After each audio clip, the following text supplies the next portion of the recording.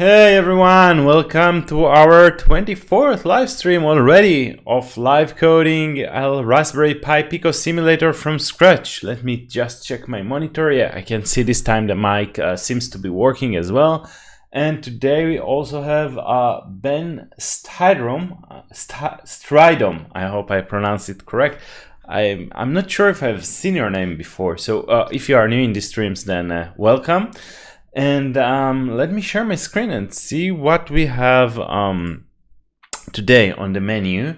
So yeah, last time we had pretty cool progress. We got CircuitPython and MicroPython to work with the USB REPL. I think we still have like if we npm run start MicroPython, we can see the MicroPython REPL, like the 1.16 release. I don't know, sys.version maybe. Yeah, that's that's not showing the MicroPython version, but there is a way to maybe version info. Yeah, it's like the CPython version that this MicroPython version implements. Anyway, there is probably a way to get a MicroPython version. I don't know which, but maybe import machine. And hi Valerio, cool to see you here. Machine soft reset sounds about right. Yeah, MicroPython 1.16, that's like the release version. So we are using the REPL over USB serial, which was not possible before last stream. And we also got CircuitPython to work. I'm not sure we do. Oh, we do have like everything we need to show this off. So yeah, we can just switch to this current release version, load the UF2. We also added UF2 loading capabilities, and now it should run the CircuitPython. So yeah, so you see that's CircuitPython with USB, and it seemed like we nailed it. We got USB serial support, but then I tried to integrate it with Walkme.com with the Arduino Core, and apparently the USB serial does not work on the Arduino Core. So here is a small setup test program I came up with, and I also have it here. So it just initializes the serial. So serial.begin and then prints some stuff. Now, if I run it with serial 1, which is this UART serial REPL, and let's compile it with the Arduino CLI. So yeah, let's build it with the community core. I like it more than the official core. The compiler is faster, and yeah, maybe this directory. Does it work? RPi Pico, not RPi Core. So I like this one more. The compiler is fast. It compiles faster. The program is smaller, and it also produces UF2, so it's easier to drag and drop to the drive of the Pi Pico, of the physical Pi Pico bootloader. But anyway, so now I built it with this serial 1, so UF2. I expect it to just, you know, work out of the box, because that's the UART, and we already have that, and there is no reason why it won't work. So there is Emulator run, and that was Arduino USB UF2. So yeah, and we don't actually want this. We want the load UF2. It gets a file name and the MCU and does whatever needed. So if we start this, we should just npm run start. Hey Tomasz, good to see you here, and thanks again for making that cool QR code example. Ooh, we are getting a lot of WFE. So yeah, we can probably, I think there is a way to disable those messages, but that's also something we should probably look at once we finish with USB. Getting rid of all those. We haven't really implemented those WFE and WFI, and I think we should, because they should just be waiting for an event, and now we have events and interrupts. Anyway, you can see it's printing nicely the values, but then if I change the code and switch it back to serial, then and recompile and copy back, and then start it again, then you will see it just not we are not getting any output. And I think, I'm not sure yet, but I have cool Tomasz, I just saw your comment. I have a theory, and the theory, we hard-coded the CDC endpoint, so that's the endpoint for the serial communication, and I'm not sure that this is the correct way to go. Like, we have seen what MicroPython is trying to do and what the Pi Pico SDK is trying to do, and it worked, but if you remember, if we check out the there was this diagram where is this USB thing? Not PAO, peripheral is USB. There was like this nice diagram somewhere.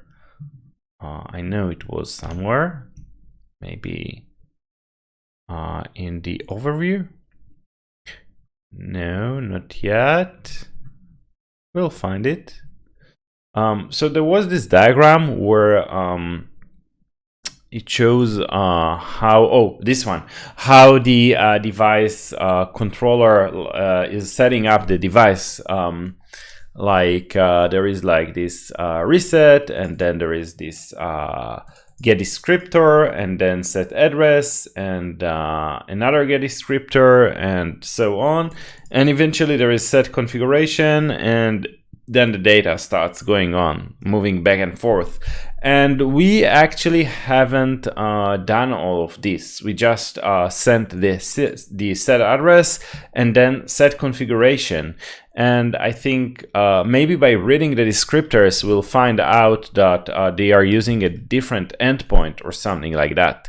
So I think that might be the case. And what I'm going to try, just to debug it. So let's also copy the L file and see if we can find any information about what's going wrong here, if it's a problem with the descriptor or something else.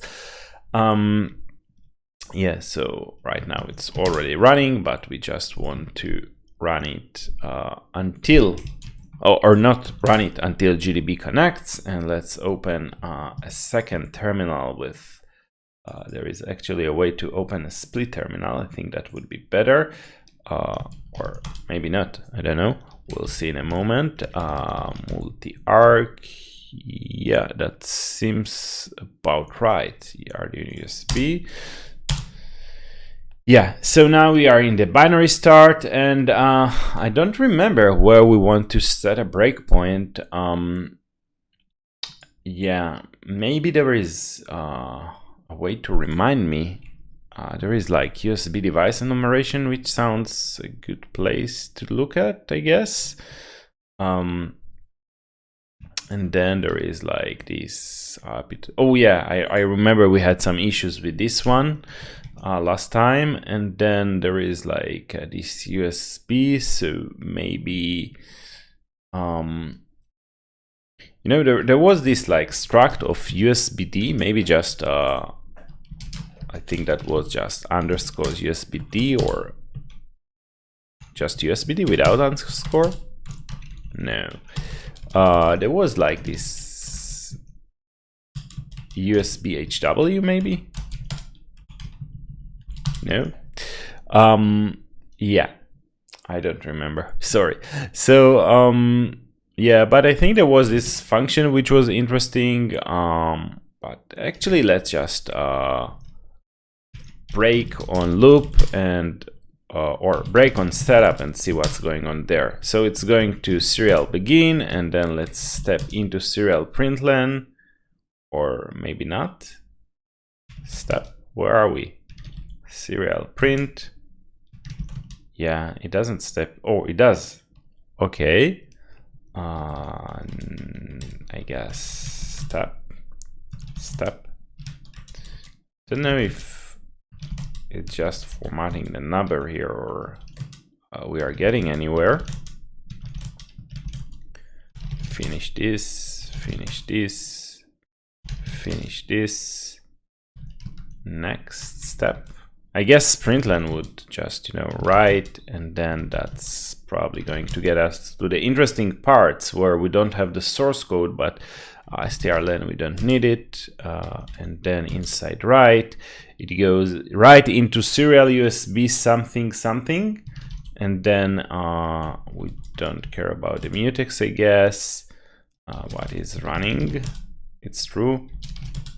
And this is the mutex, so it's acquired. Oh, and I think this is an important function. Let's see what's the result of calling this function is. I think we can do maybe call connected.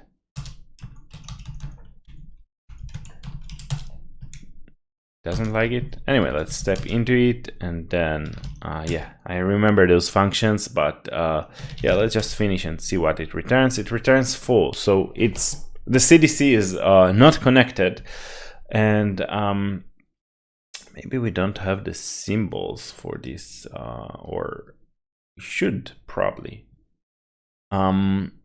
Yeah, I mean, I haven't compiled this Arduino Core myself, so these are like the file locations are incorrect. So and it's probably using a different version of the SDK of the sources, so debugging won't be very easy. But there was this like global variable where it shows how I don't remember its name though. Maybe we got it in the stash. I remember we stashed some stuff last time. Pop blah. Okay. All right. It won't unstash because we just changed those files. So let's just revert them for a moment, and then pop that stash. Yeah. And now I guess we can probably just revert this one. And what did we have here? Just the Pi Pico, the CircuitPython, and then we can just go back to this emulator run and just undo to restore what we had before we reverted, which is this. Okay, so we had this USB nodes, and oh, it's USB dev. That's the interesting variable. So p_usb dev. Thanks best me for taking notes. And yeah, we can see something interesting. The device wasn't even addressed. It didn't get an address. So yeah, that's interesting. We didn't even get an address from the USB controller. So I don't know what happens here, but definitely doesn't work as it should. Let's add some and we are like inside loop, so it shouldn't be like that.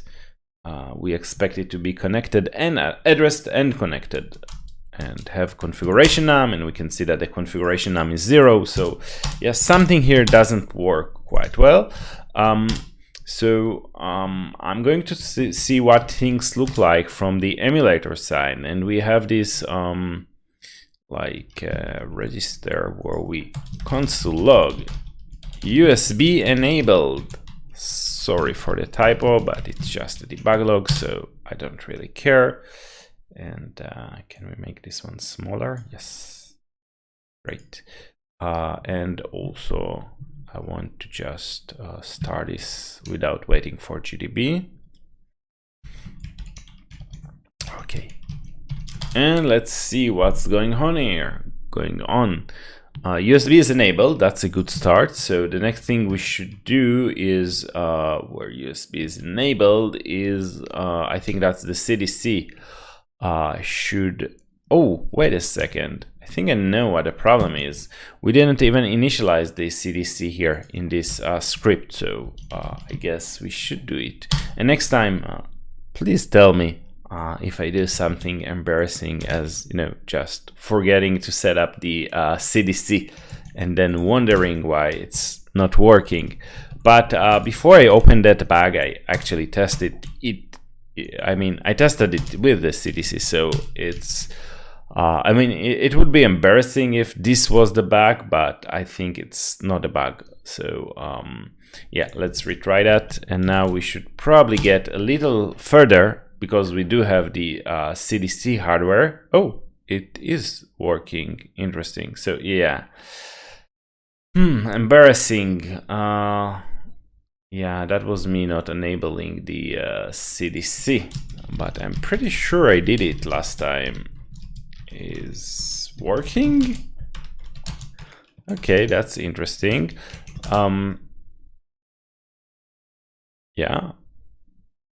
Yeah, this is getting data over CDC, and I guess if we connect with the debugger, we can see that this function now returns like that was. Why is it still running when we are in the debugger?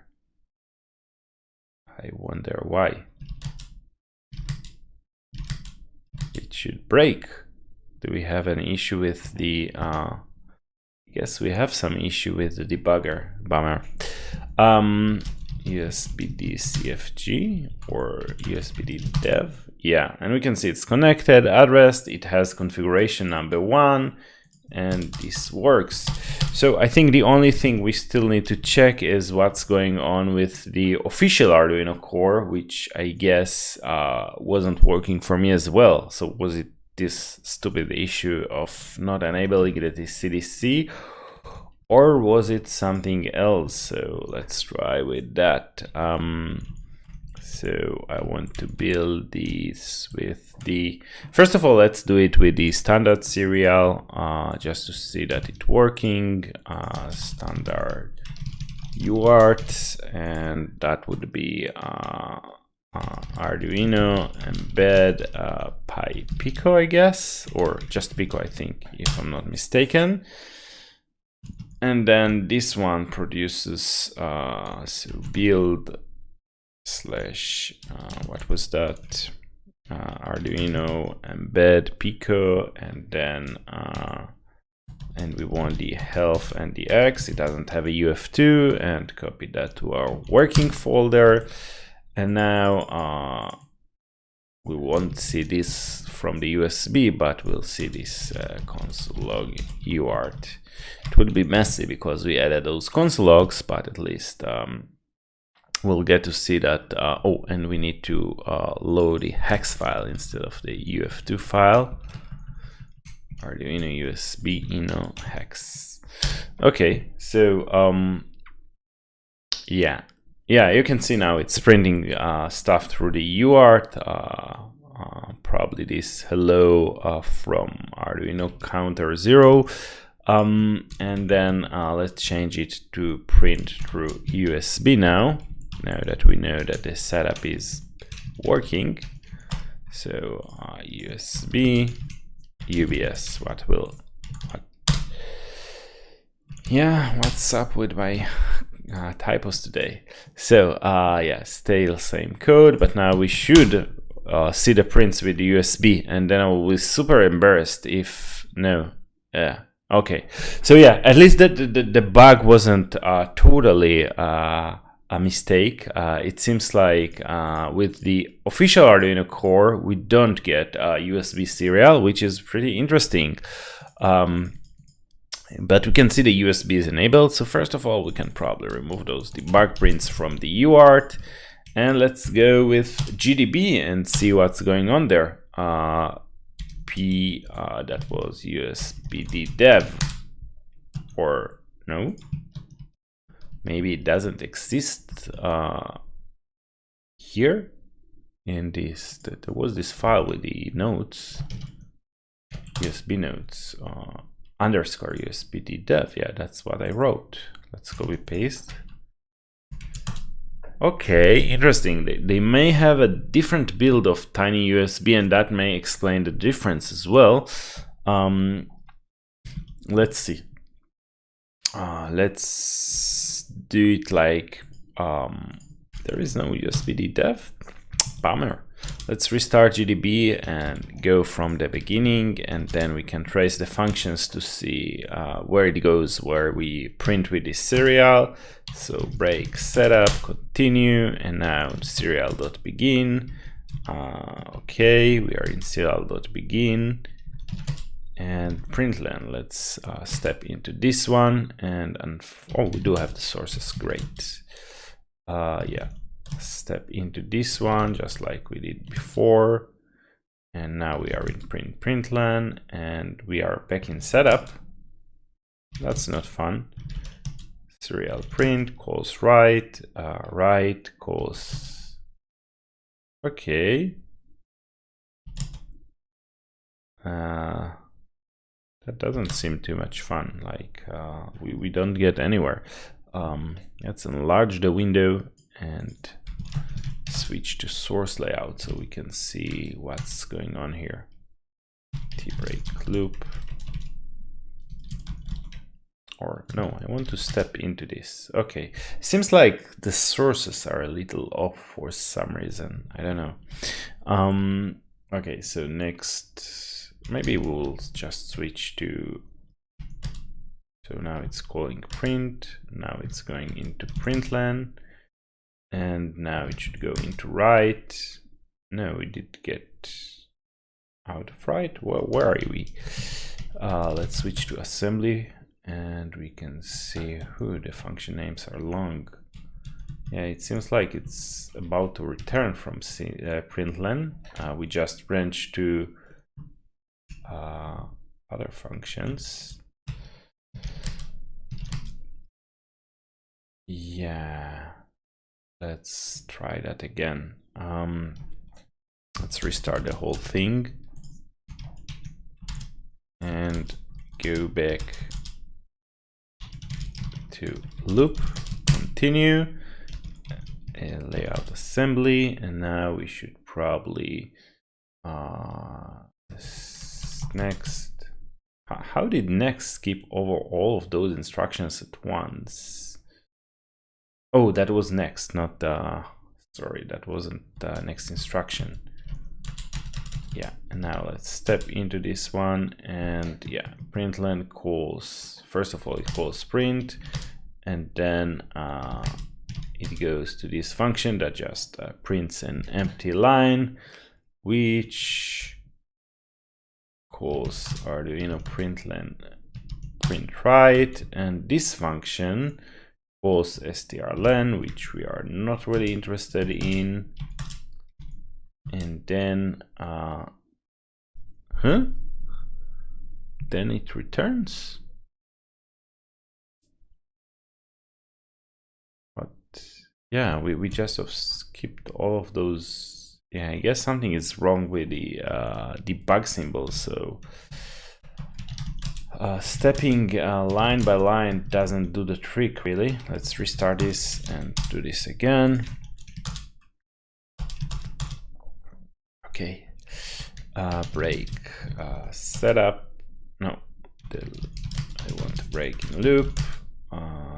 Continue, layout assembly, and then single instruction. And let's go into print. So print calls write. That's good. And write should call this one. And where does this go? So this is the strlen. Let's skip it, and then let's see where we go here. So yeah, we call Arduino UART write, and this is interesting. So it has like two implementations. One goes to the UART and one to the USB serial. So let's see how that goes. So next, and then we have this R3. The value of R3 is 1, so I guess, yeah, we jump over the Arduino UART, and then we call the Arduino USB serial write, and now inside the USB serial write, we can see it calls Arduino USB serial connected first. So let's see what's up inside this function. It loads a value from somewhere. Probably some pointer. So this is probably where it stores the information about the USB device, and it reads the first value there. So if we just yeah, the first byte, and we can already see it seems to be 1 for B. Yeah, the first byte is 1, so I think it returns 1. Let's see. Yeah, so it's connected. That's a good start. So we are connected. And then if it's connected, then yeah, it's not 0, so we don't branch, and then we probably start writing data now that we are connected.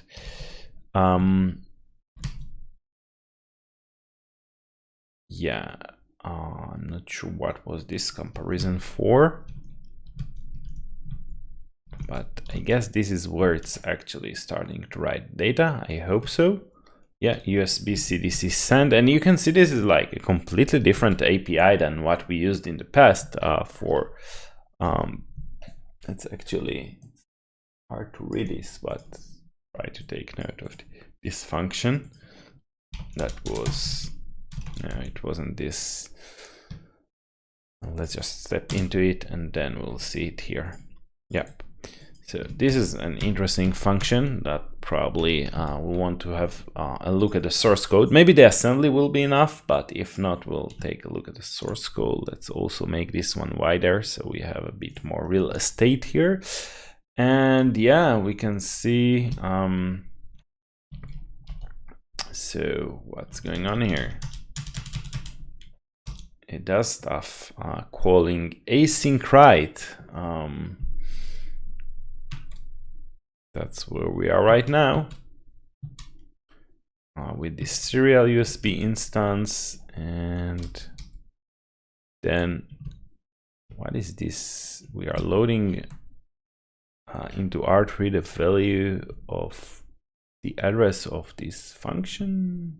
Oh no, it's just loading a constant. Yeah, I don't know what this is going to do. It's log something. It's probably putting the data into some queue. Let's try to find the source code for this Arduino USB CDC async write. Yeah, that sounds like a good place to start looking at USB CDC. Let's open it. I don't know if you know, there is this great utility GitHub 1S. You can just open any repo. I think I showed it here in the past. Anyway, in Visual Studio Code in the browser without cloning it or anything. So it's cool for, you know, quickly browsing code.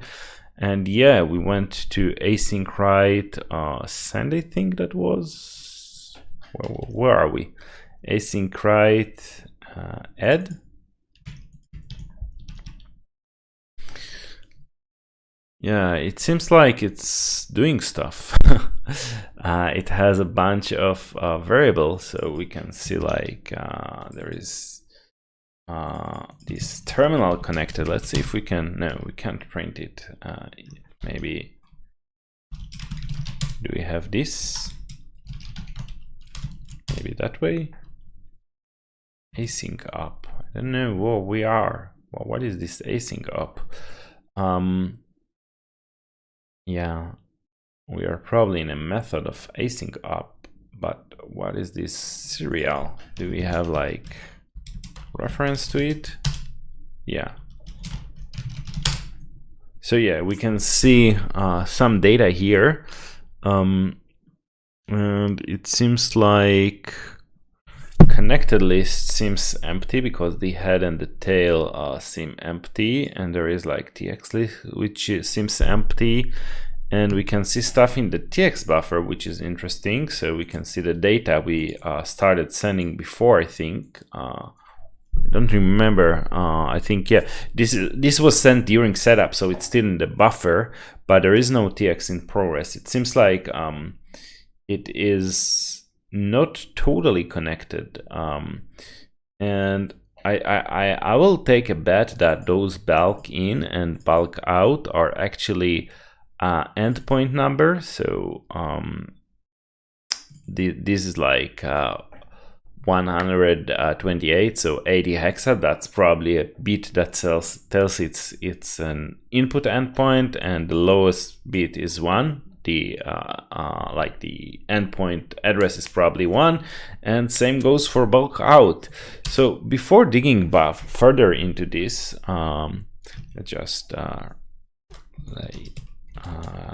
TUI disable. So let's just take note of this to remember that we had this object with all the data. And before, just keeping to debug stuff, let's see if this is actually, that number 1 was the endpoint number. And if it is, then we can, if that's the issue, then we can probably just try to make this code figure the endpoint number somehow by looking at the descriptor. So let's take a look at that. mcu.execute, npm start, and if everything works, yeah, we are getting the output from USB. So yeah, it seems like the only problem we have with this code, for some reason the delay is stopping a delay, but at least we are getting the USB output, which is what we are debugging right now. So it seems like this endpoint number is the arbitrary endpoint number doesn't work for all the cases. And I think in order to figure that out, we would need to look at the descriptors. So we would need to ask the device, hey, please give us the configuration descriptors, and then take a look at those descriptors. And for that, we should probably, before setting the configuration, or maybe after, so when we are configured, before we are configured, we are asking for the set configuration packet.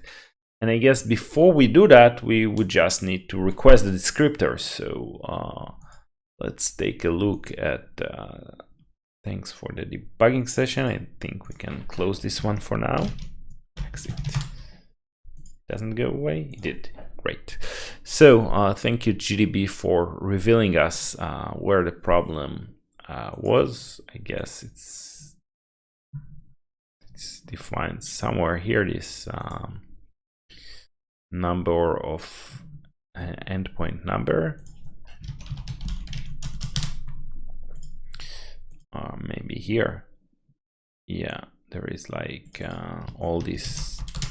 Yeah, it seems like they have their own USB implementation, which is interesting. You can see here like it's sending the descriptor and all of that stuff. And yeah, there was like yeah, this one with all the configuration descriptors. So we can send this get configuration descriptor, and what is that? Also this device descriptor. So yeah, there is the device descriptor, and this is the length, the device class, subdevice, device protocol, and we can, I think the important information here might be the class and the subclass to see if they are like CDC devices.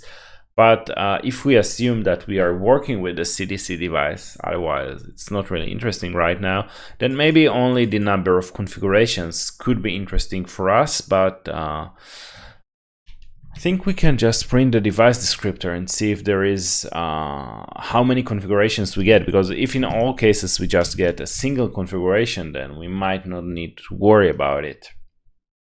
And then in the configuration descriptor, I don't see anything that talks about endpoints. It has number of interfaces and the number of the configuration. And then there is this total length, and I think we need that to read. So getting configuration descriptor actually returns the configuration descriptor, interface, endpoint, OTG, class, or vendor specific request descriptors for all the interface in a single request. So it returns basically everything. So I guess we need to query for the configuration descriptor so we can read the total length, and then we know how much data to ask for. And then there is like, this is the interface descriptor, And again, I think this this interface descriptor is actually useful because we can check the class and see if this is a CDC interface or some other kind of interface. And then this is specific to HAD, it's not interesting. There is the endpoint descriptor, which tells us the endpoint address. And you can see here, like that in this example, they have like this in, and they have this like 80, which is probably telling it it's in and not out. That's what we have seen in the serial object that we looked at. So I think we are going to create another helper method to get the device to get descriptor. So there is like this create setup packet and set device address and set configuration packet. Oh, and by the way, I think last week we also, I forgot, I usually do this at the beginning of the session, but this time I forgot, just to review what I did since the last release. So this was like last week, last commit as the session ended, and I only released a small fix. So yeah, I don't know if I can easily open it. Open commit on GitHub, very useful. Yeah, so I only did a small change to export this USB CDC class so that users of this library could, use this new functionality. We forgot to export it, but as I'm thinking of it, it might make sense to, export all the all those helper methods as well. If anyone is going to, implement their own USB devices, they may be useful. So let's, just export all those, yeah, all those like interfaces. So you can probably export star. No, I usually like to be explicit about what I export and not just, export everything. So yeah. And then here we have just a few ones. So, and now we are going to create another kind of packet, which is export function that was, I think, reading a descriptor, right? What was that? USB, lot of stuff here. So yeah, that was get configuration descriptor and get device descriptor, and I guess yeah, device descriptor address 1 endpoint 0, and then this is like the data. I guess the data is the result, the actual device descriptor that we are seeing here. So we'll need to find in the code like the request of get device descriptor, what it looks like, so we can send it. So that was get device, the get descriptor, I guess, or get descriptor. And we'll see if we need one for the device. And so let's see. So to get a descriptor, we are actually requesting data from the device. So that's device to host. That's how we get data. We don't send, we get. That's a standard request. The recipient is the device itself, I think, right? There is no like, yeah, we don't have endpoint or interface yet. And the request is get descriptor. And then we just need to figure out those values. And I guess one of them is the type of the descriptor. And then the length is probably how many data we want to read. Maybe there is like an example here of the get descriptor.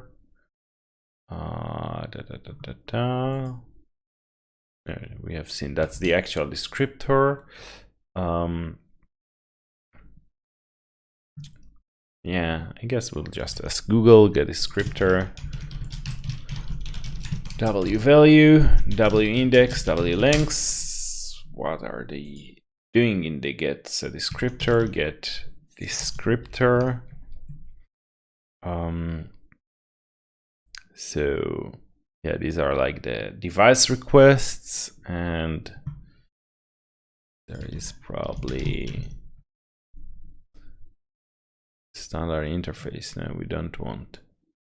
Oh yeah, here we go. So for get descriptor, that's the descriptor type and index, 0 or language ID. We don't need a language ID, the script length, and the return data descriptor. So what is descriptor type and index? Yeah, it just says that I guess the descriptor type, that's actually, I think 2 bytes, right? Those fields. Yeah, 16 bits. So first of all, we know we have the lengths, and we also have the type, which is going to be descriptor type.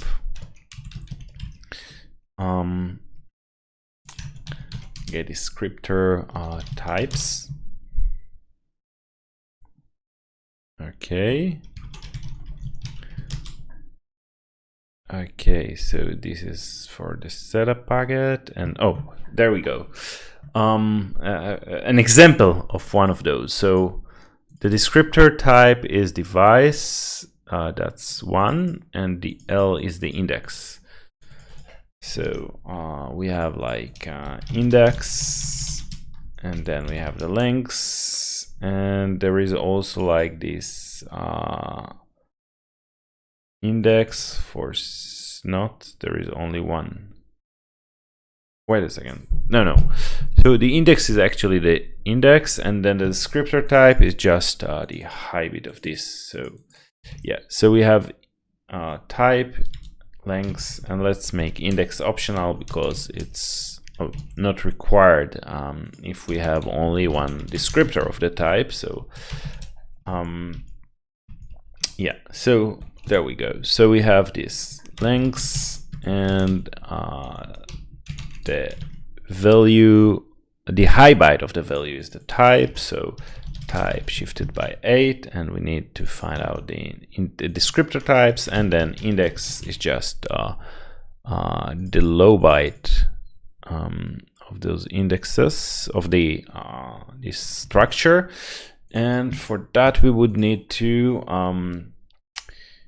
yeah, where is get descriptor type? Where did we define all of this? So another enum to export enum, and we already know device is 1 because this one says that 1 is for the descriptor type is the device.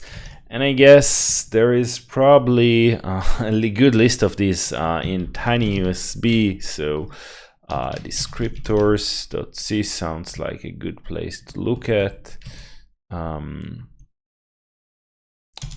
don't know, maybe here. No, this is like something for HAD. But there must be some enum that tells us yeah, okay, yeah, descriptor type device. This sounds good. Where is this defined? Where is this defined? Okay, so yeah, so there we go. So device is 1, configuration is 2, configuration 2, and then string is 3. I don't think we are going to request any strings, but just for the sake of completeness, interface is 4. I think we can also see them in the actual descriptor packets. Endpoint is 5, and then I think all of those like aren't really interesting or used. They are like for classes and stuff, but I don't think we should worry about this too much for now. So let's just have those for now, and let's also export this new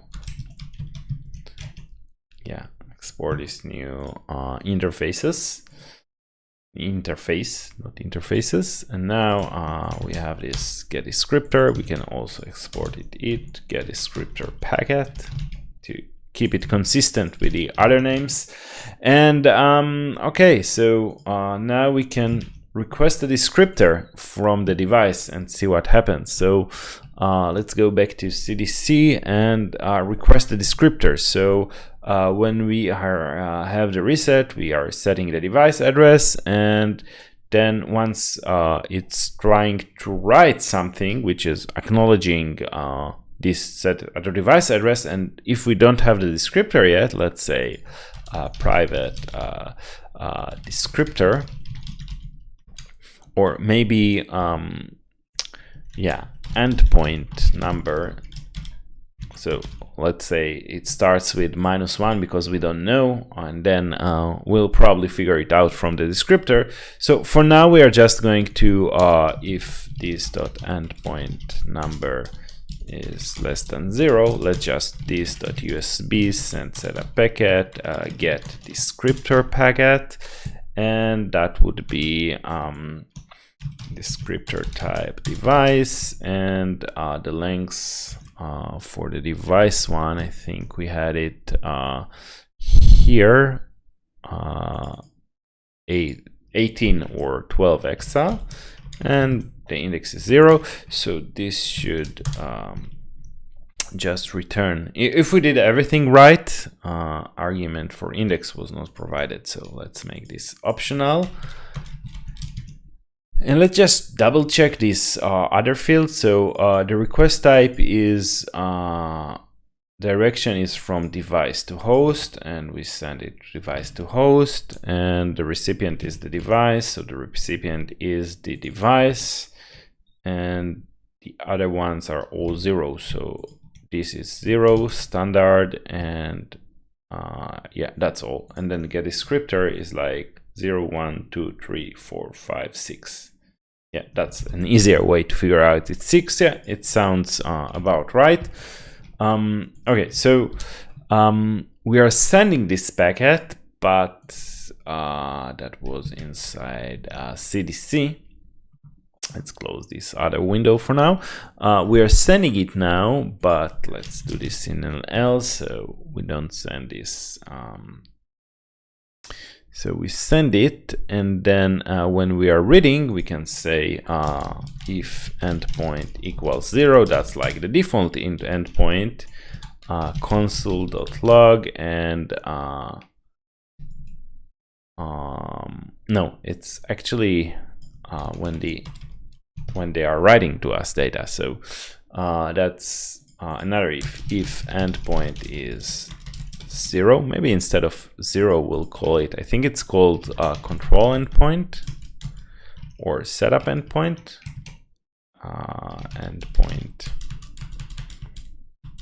what's the name of USB endpoint 0? Configuration endpoint, control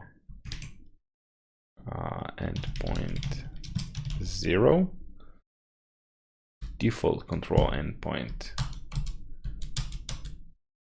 Yeah, they call it endpoint 0, so let's just create a const for it. I call it endpoint 0, just to make it a bit more clear why we are comparing this with 0. That this is like a spatial value.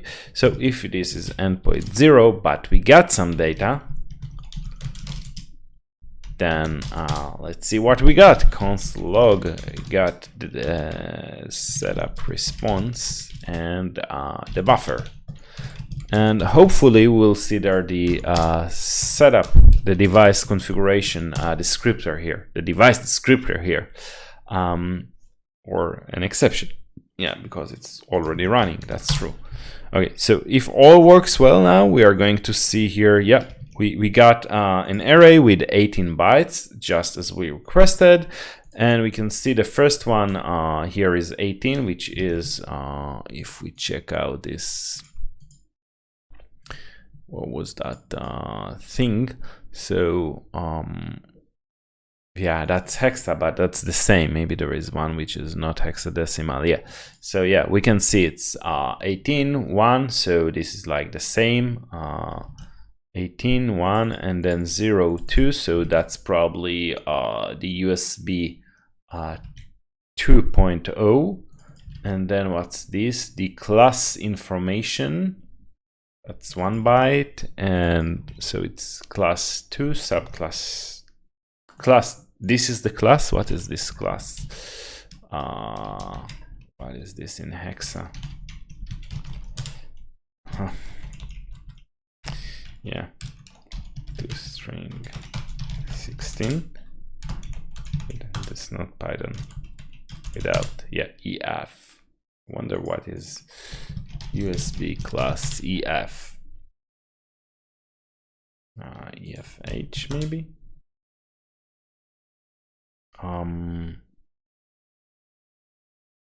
Not sure. Anyway, I think the interesting part is like for us was to take a look at the last byte, which is the number of configurations, and we can see it's 1 as we hoped. So there is only 1 configuration, and instead of like requesting that is device descriptor, let's ask for configuration. And I'm not sure if we should send here 1 or 0 for the first configuration.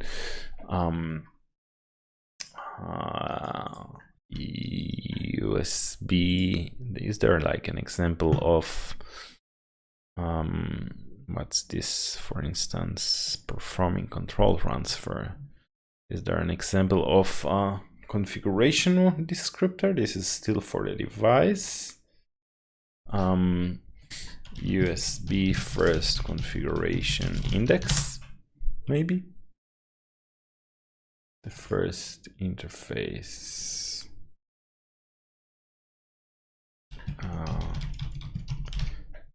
Describe. Yeah, this is Windows documentation.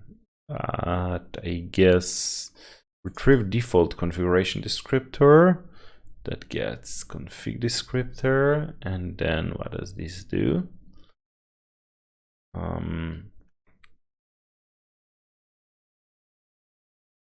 Default.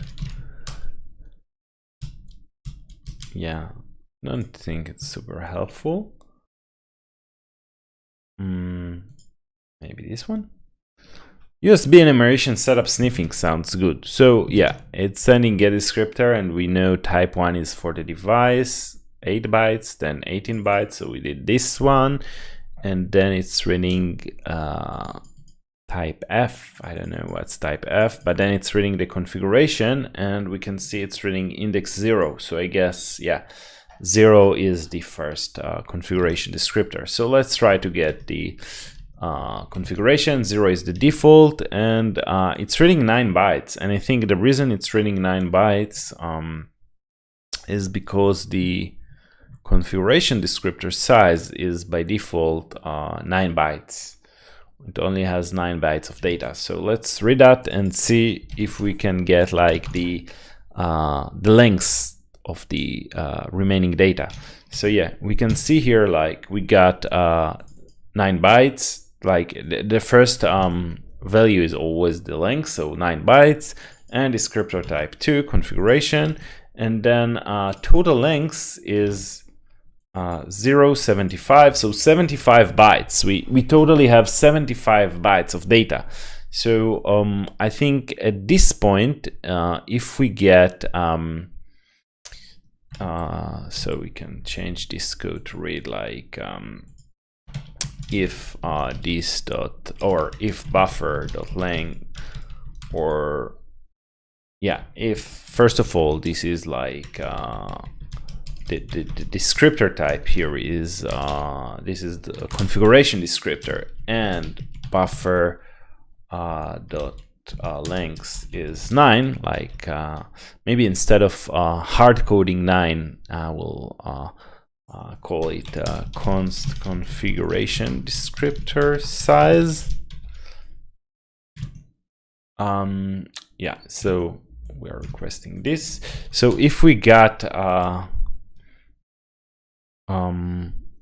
yeah, wait a second. Okay, not here, sorry, here we got a response. So if buffer.length, let's say greater than 1, because we are checking at index 1 or greater or equal to, maybe a bit more readable.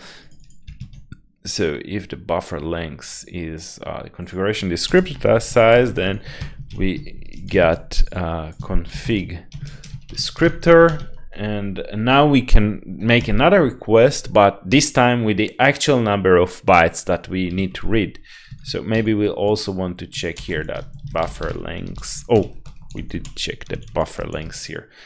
So we can probably change it like this. And then const total size, that is buffer at 2, so this 75, and also this byte, because it's W, so W is usually 2 bytes, 16 bits. I think this convention of prefixing the variable name with this type is coming from Windows APIs, Win32 APIs, and then you have like B for byte, Y, W for wide, which is 2 bytes. Here they have BM, which is probably for bitmap. Yeah, I don't know.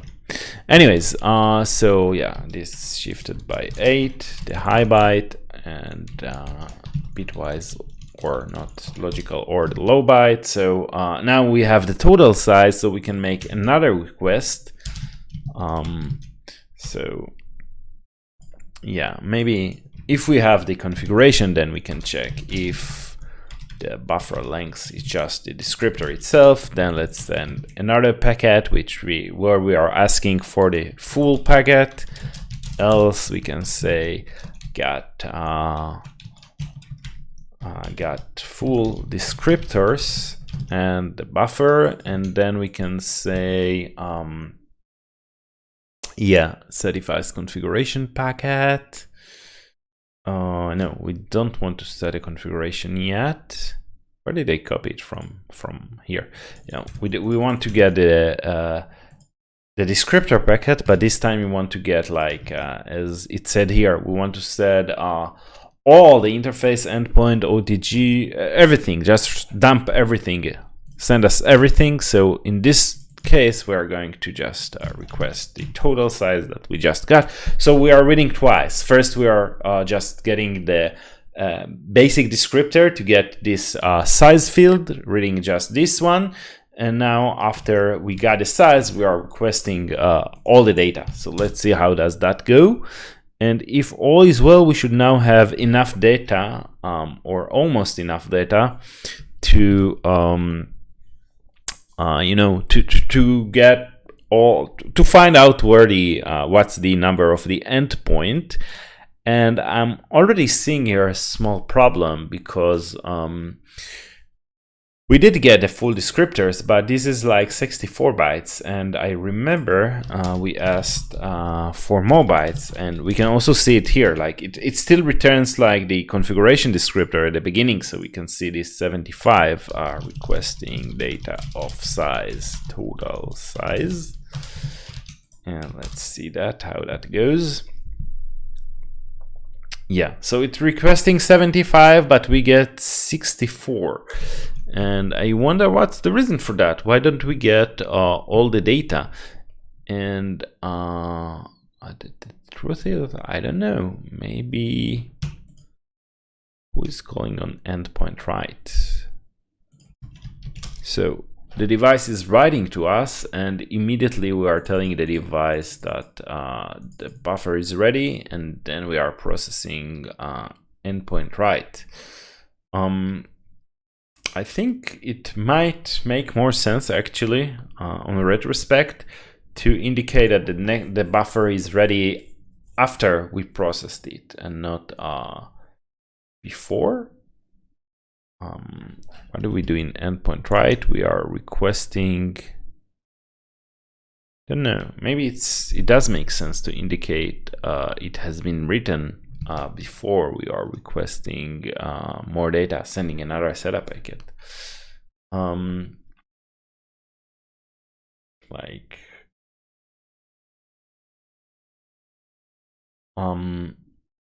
not sure about that. Write is where the device is sending data, and this happens.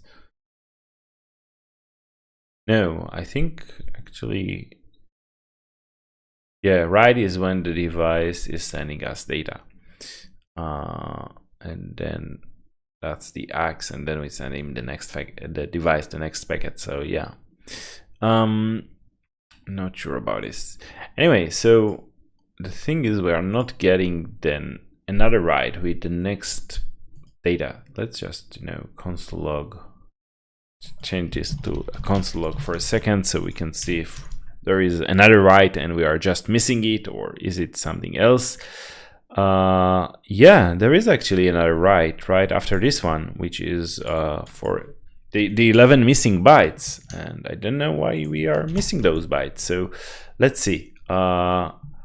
We have this write, and this is direction is in, which sounds about correct. Just like this one, and this is the buffer, and the endpoint is 0, and the length. And then we should probably just call this method endpoint write, and when we get, so the problem is probably somewhere in this CDC logic. Let's see, console.log on endpoint write and endpoint buffer.length. Yeah, so we expect to see this right here, or maybe not. No, we did get hit 11 bytes to endpoint 0, but I can already see a potential problem, because it might happen that, first of all, we are sort of expecting another buffer, like to finish reading this setup packet. So maybe we should just have another variable, private setup packet size, and we are going to fill it. It's going to be -1, because, or maybe we'll just make it null. So this is number or null. I think null makes more sense. It's a better way to say we don't have this data yet. So here, instead of waiting for this, where was that? Yeah.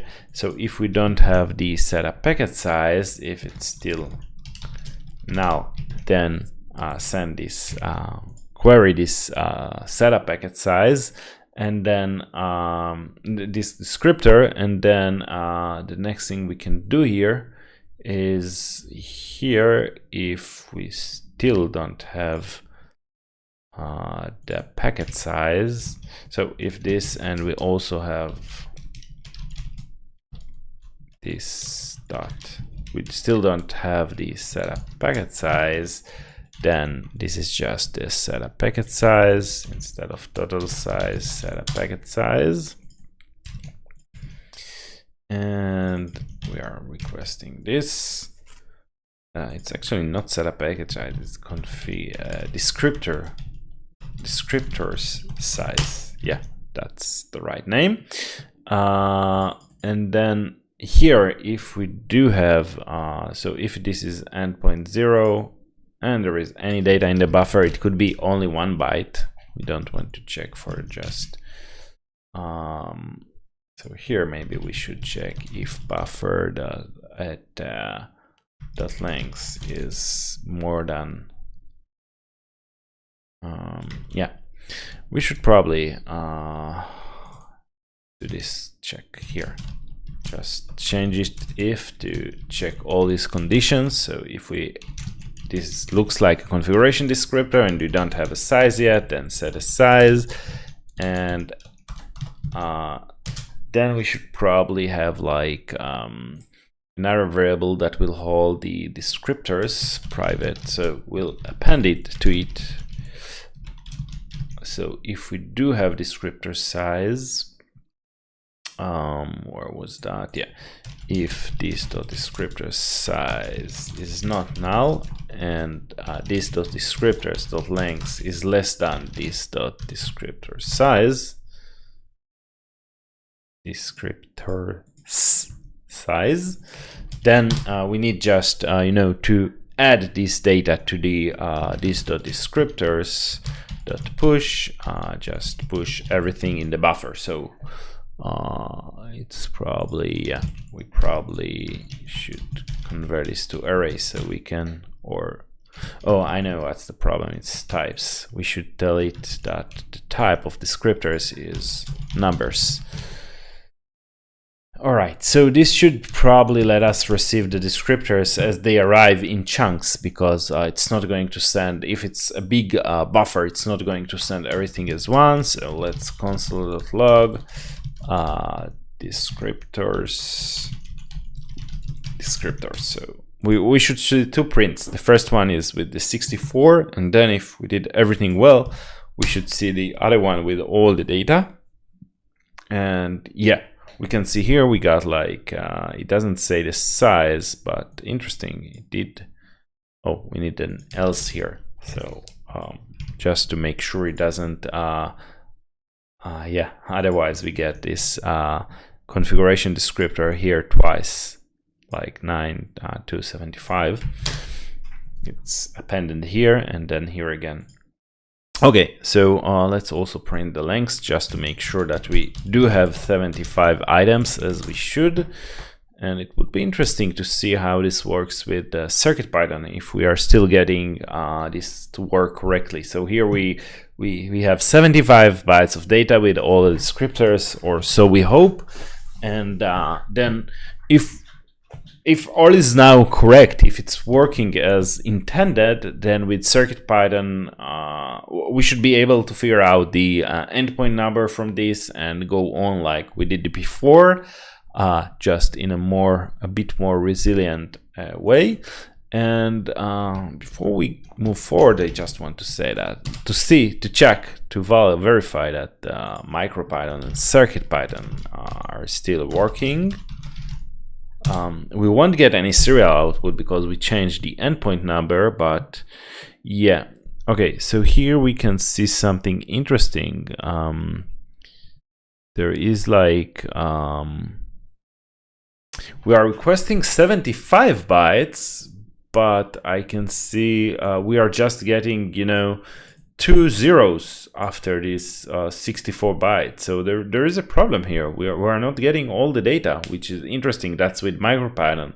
We are just getting partial data, which is pretty, yeah, that's not good. Let's see what's going on with circuit, or there was this low USB. Let's see how it works with low USB. So where was that? Was in emulator run. Yeah, and I thought we finished with the USB. Apparently not so. So this is a low USB, and let's see how it goes. If we get the full descriptor here, yeah, here it seems like we are, no, we are getting 75 bytes, but it says the size of descriptor here is 84. So something is fishy here. We should get a full thing.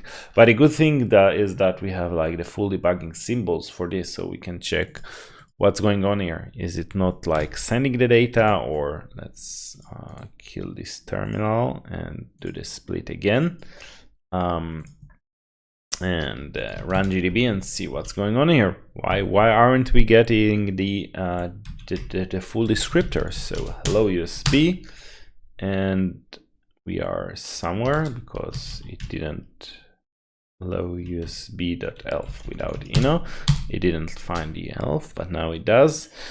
And yeah, let's just restart this and restart this. Oh yeah, we want to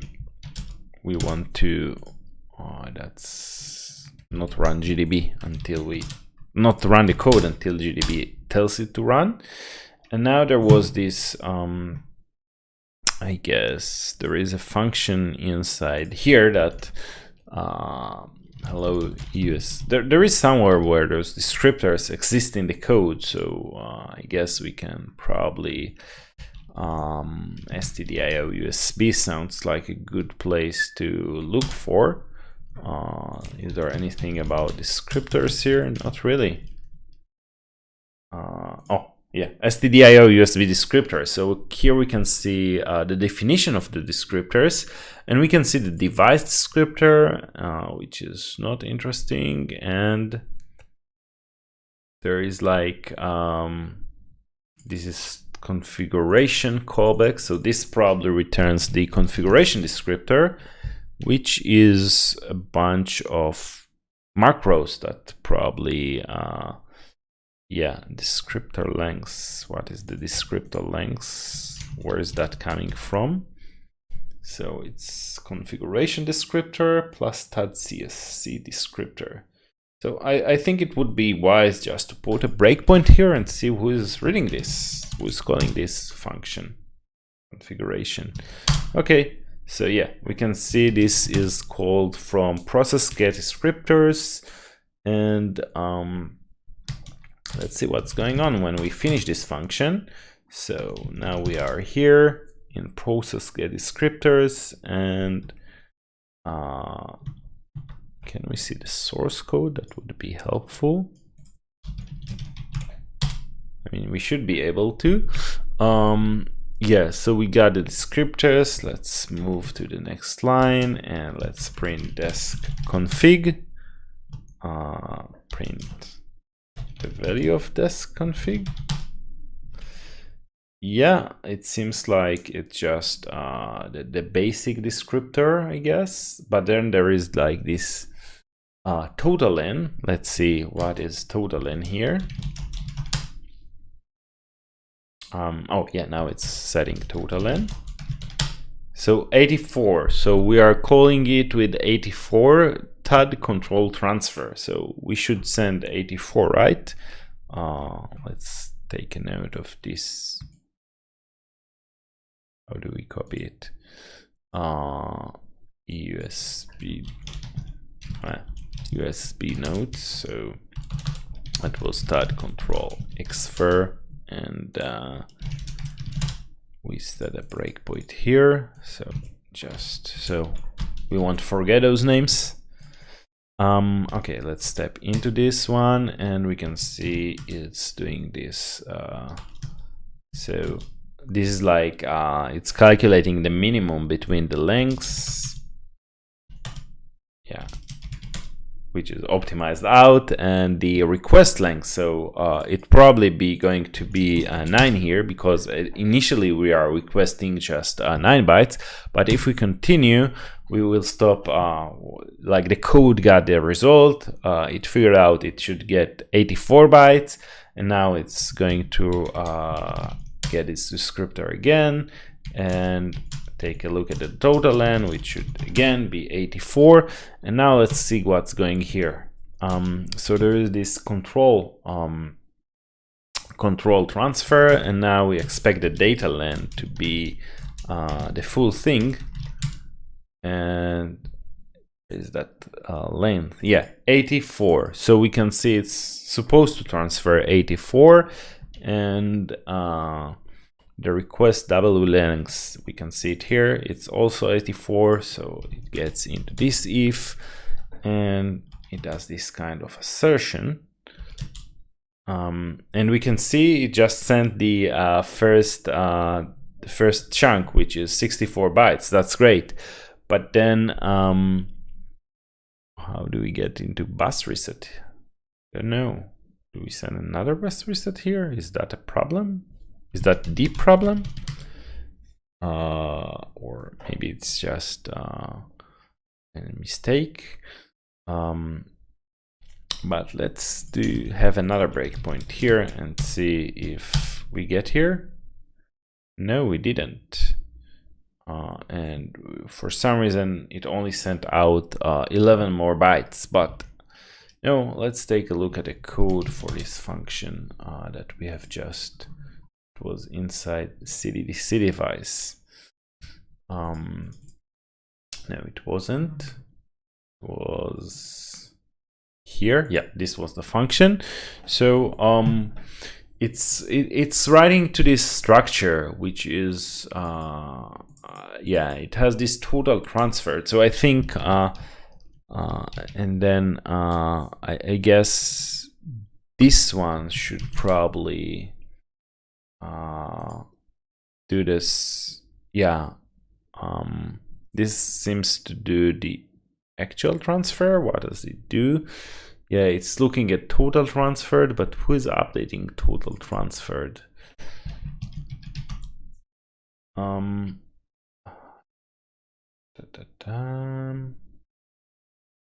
Yes, somewhere here. So this is, yeah, here. So USB control transfer callback. So let's restart this, and then we can put a breakpoint there and see what's going on there. Break here.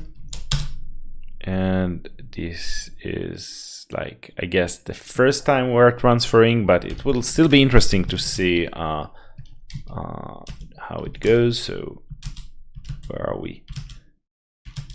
Let's see how much x third bytes is 0. Okay.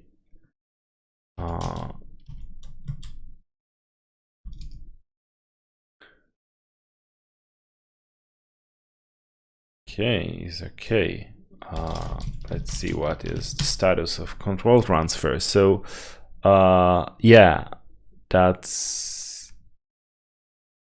I think, the first one where it transferred just 9 bytes, so it's not the interesting one. But now I think this is the interesting one where it transferred. So focus command, and let's print the control transfer again.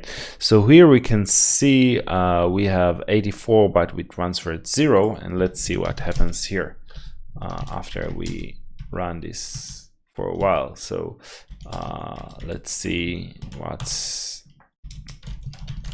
happened here after we control XFIR. After we supposedly sent the byte, we can see it sent just 9 bytes.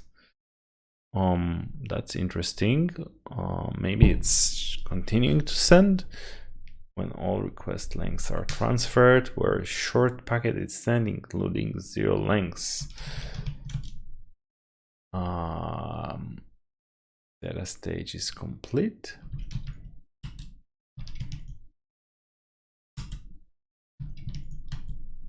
Okay, let's see if we get here again. Okay, so we get here again, and yeah, we can see the code got 64 bytes, so we transferred 64 bytes, and we see XFIR bytes is actually 64, so this looks legit.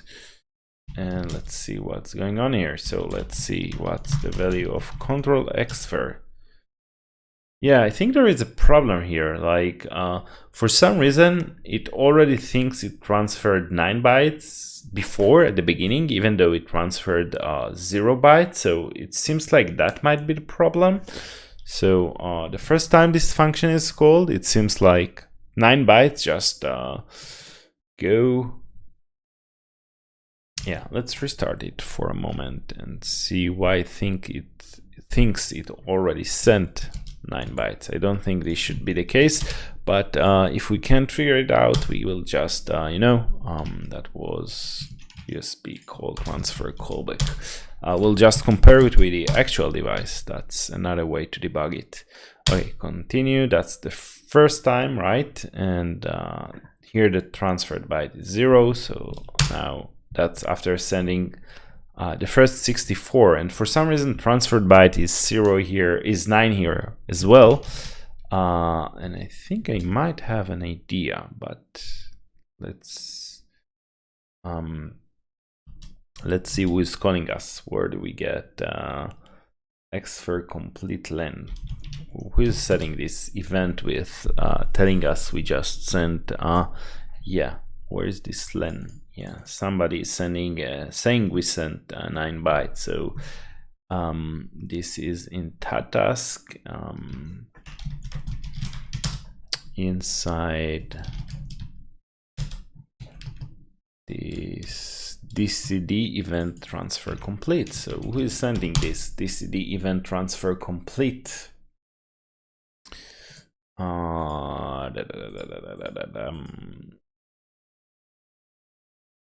Yeah.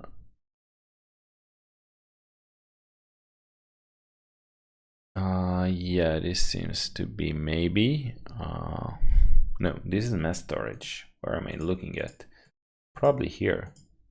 So this maybe CDC. No, it's like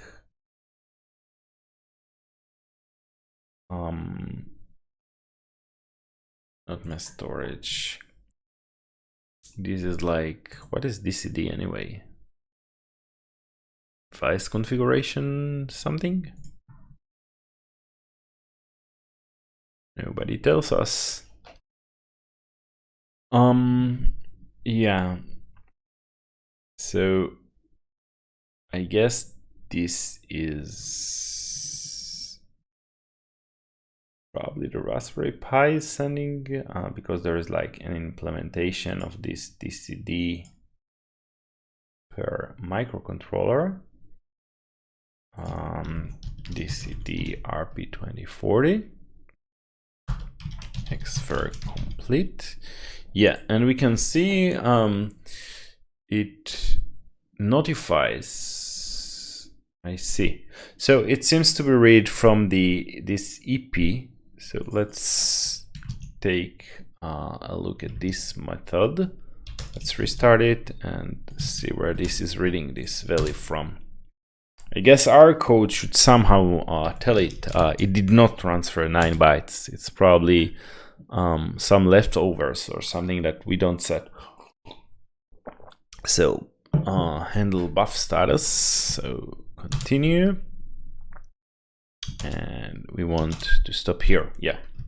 Okay, so there is this remaining buffers. And yeah, there is this thing where it reads from the endpoint EP len. Oh, this is 0, so maybe it's not done yet. Yeah, so here we call it with 64. So I think that's a bit too late, probably too late. After calling endpoint xfer continue. But what does this do? Endpoint transfer continue. EP-len. EP-total-len.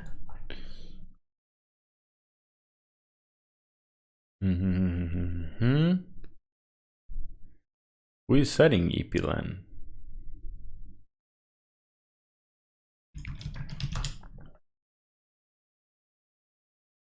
Here it's initialized to 0. So it seems to be inside HW endpoint transfer sync. We are setting this to transferred byte. And where are we getting transferred byte from? We are reading from the buffer control. And we are getting transferred byte is coming from the buff control. So yeah, this seems familiar. It seems like we are doing something wrong here. After this is updated, we are probably not updating the lengths correctly. So I guess the thing is length is here, and when we have read, so when we are reading from the device, I think we do update the length. So there is like this read complete or complete read, or there is a callback that the user can tell us that the read is done, and here is okay, read done, and then we are updating the lengths. But on write we don't update the lengths, and maybe we should. We can remove this for now. This debug print. It's annoying me, this typo. I thought it would just be for, we'll just have it there for a second. Anyway, so I guess that when we are reading, we do update the lengths, but we should also update it when writing. But what should the logic for that be? Because it tells us how many bytes it's going to write. Yeah, something doesn't make sense to me because it already tells us how many bytes it should write. So how comes, I mean, we'll just set a breakpoint here and try to figure this out, I guess. So let's restart this and break here. No. Yeah, and then run this and break here. Okay, so this is the first one, and now this is like the second one, and I think this is where this 9 is coming from. It's 9. So I don't know. It seems I think we have some timing issue here, you know. I think it seems to me, maybe I'm wrong, but it seems to me like it's just written. It has just written the data, and even before we finished like writing the data, we are telling it, hey, there is more data available, and this data is the response. So I'm not sure. It seems to me like we are just writing the descriptor requests too soon. I mean, we can try to fix that by, instead of writing this descriptor, this next request directly, we can probably this dot our CPU. What was that? We only have the USB. We can probably read it from the USB RP2040, or we can just, you know, read only RP2040, RP2040. We can just try to schedule an event. So RP2040, there is like clock, create timer, I think. And let's say 1 microsecond, that's a lot of time, and only then send this other packet. And let's see how this works. So yeah, we can probably set it here. It doesn't really matter, just to test if this fixes the issue. Let's be optimistic and think it does, and believe it does fix the issue. So optimistic that I killed the bash session. MCU and MCU.USB control, and let's see if this helps, if we get an exception. What is this new USB CDC? Did I not save? Oh, that's not the correct file. That's in Emulator run. So yeah, here we should also give it an instance of the MCU. And let's see if that helped. We should also not wait for GDB because we decided to be optimistic and believe that this was the issue and the fix will work. And apparently it did work. We are getting 84 bytes now. So yeah, that was just an annoying timing issue, because obviously the physical hardware doesn't really get the response before it finished writing the packet. So adding this delay is pretty helpful. And now we are getting the full data. And let's see if this also works for the other, that was the MicroPython thing. So we also had that problem there. And here, yes, we get 75 bytes as we should, the full data. So that's cool. And then let's also check the original one that was where was that? This was the Arduino USB X, the problematic one that caused us all these problems.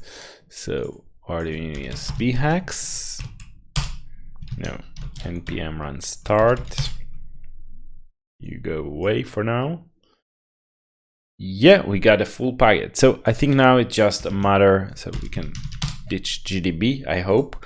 And now it's just a matter of figuring out the endpoint from this data. So we have a few samples here. This is actually useful. So this is from, no, I didn't want a whole new window. So this is descriptors from, I think that was just the hello UART, or no, this was 84. Yeah, I think that was a low UART, and then descriptors from MicroPython. So that's this one, 75. And there is descriptors from Arduino Core.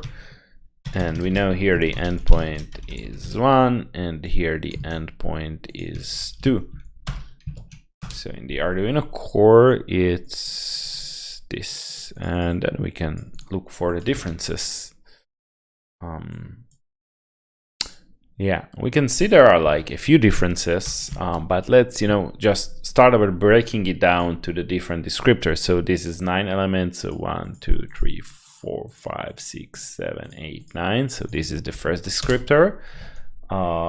This one has 8 bytes, so yeah, I guess this is 8 if I counted correct. No, it should be this. Now this one has again 9 bytes. This one, I hope I do it correctly. It seems like I am. Has 5 bytes, 5 bytes, 4 bytes, 5 bytes. Then this one has 7 bytes. And I think this is 1, 2, 3, 4, 5, 6, 7, 9 bytes. Again, 7 bytes. I think the structure should be pretty repetitive, so it shouldn't really change between like, and then this is the descriptor type. So this is like the, we know that number 2 is configuration, and then I think number 4 was, we had interfaces. We should have called this enums. It's actually enums. So this is like the interface descriptor, and eventually we should also have number 5 here, which is those two ones. So these are like the endpoint. There are 2 endpoint descriptors, and the endpoint. And you can see here, like this is, oh, this is also an endpoint descriptor. Sorry, I missed that. So in every like sequence of numbers, every descriptor, the second number is the descriptor type. And this is probably something internal, 36 and 11, internal to USB CDC. And if we had a full-blown USB implementation, we would look at that and verify that. But for now, we just want to play around and make sure that, let's break this down as well, just it works. We don't really care about making it perfect. So 8, yeah, it's very similar structure, so it should take very little time to break this one down as well. 4, 5, and then 7 bytes, and then 9 bytes, and then again 7 bytes for the endpoint and 7 bytes. And yeah, and we can see it's very similar structure. So this is like number 4 is the interface, and then endpoint here, 5, 5, and 5, 3 endpoints. No, not this one. This one as well. And this one as well. And I'm really grateful for Ben Eater. I think I mentioned this video in the last episode, where he just did something very similar to this. So it was cool to, it gave me this inspiration to, just debug the descriptors and figure this out. Okay, so yeah, so we should probably see the difference. I see the difference here, I think, if I'm not mistaken, right after this, we have the endpoint number, and see here it's like number 2, and this is 2 and 28, and there is like this here it's in the Arduino Core, it's number 1. And you can see this descriptor is actually, here it's number 1 and here it's number 2. So they are like, there is the same number of endpoints in those two cases, but they just guessed different numbering assigned. So I think at minimum we should have a code that would just, go over this list, look at the endpoint descriptors, and I guess look at the flags and find find a descriptor that seems to let's break it down for a moment, like those fields where this endpoint, where are you, endpoint. So this is an endpoint, so the address, the attributes, max packet size, and interval. So we can see here that so we said this is the endpoint, and then next is the attributes, and this is like a different type. There is like type 3, which I'm not sure, BM attributes. BM attributes, so yeah, but there is also like the type, because it says reserved, but or maybe we are not looking, no, that's the configuration descriptor, BM attributes for an endpoint.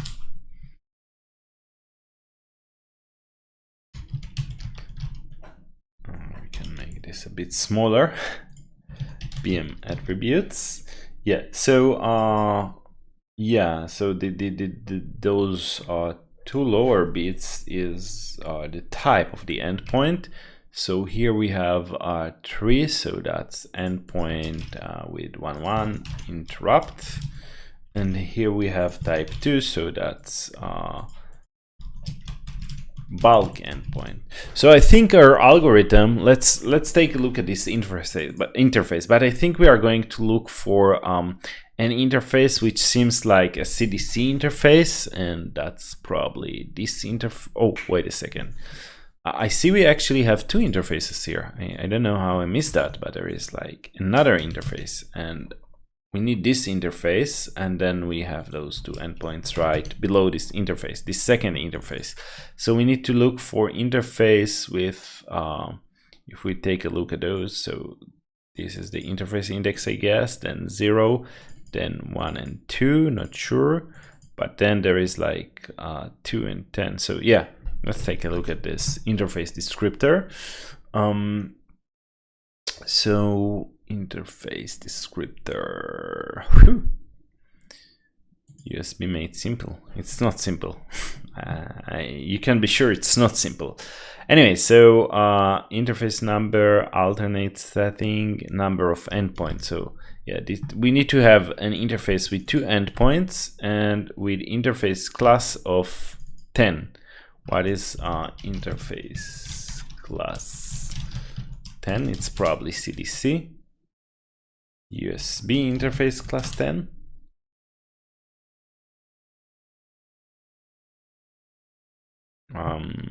Yeah, CDC data.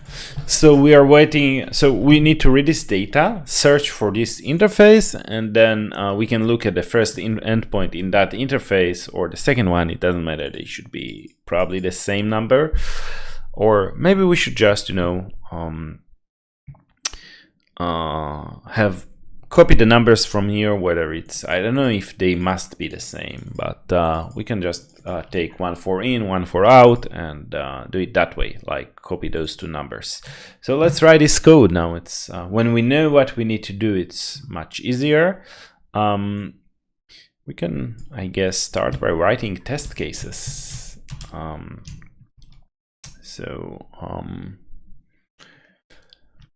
Yeah, we haven't written test cases for a while, so can have a function that does that.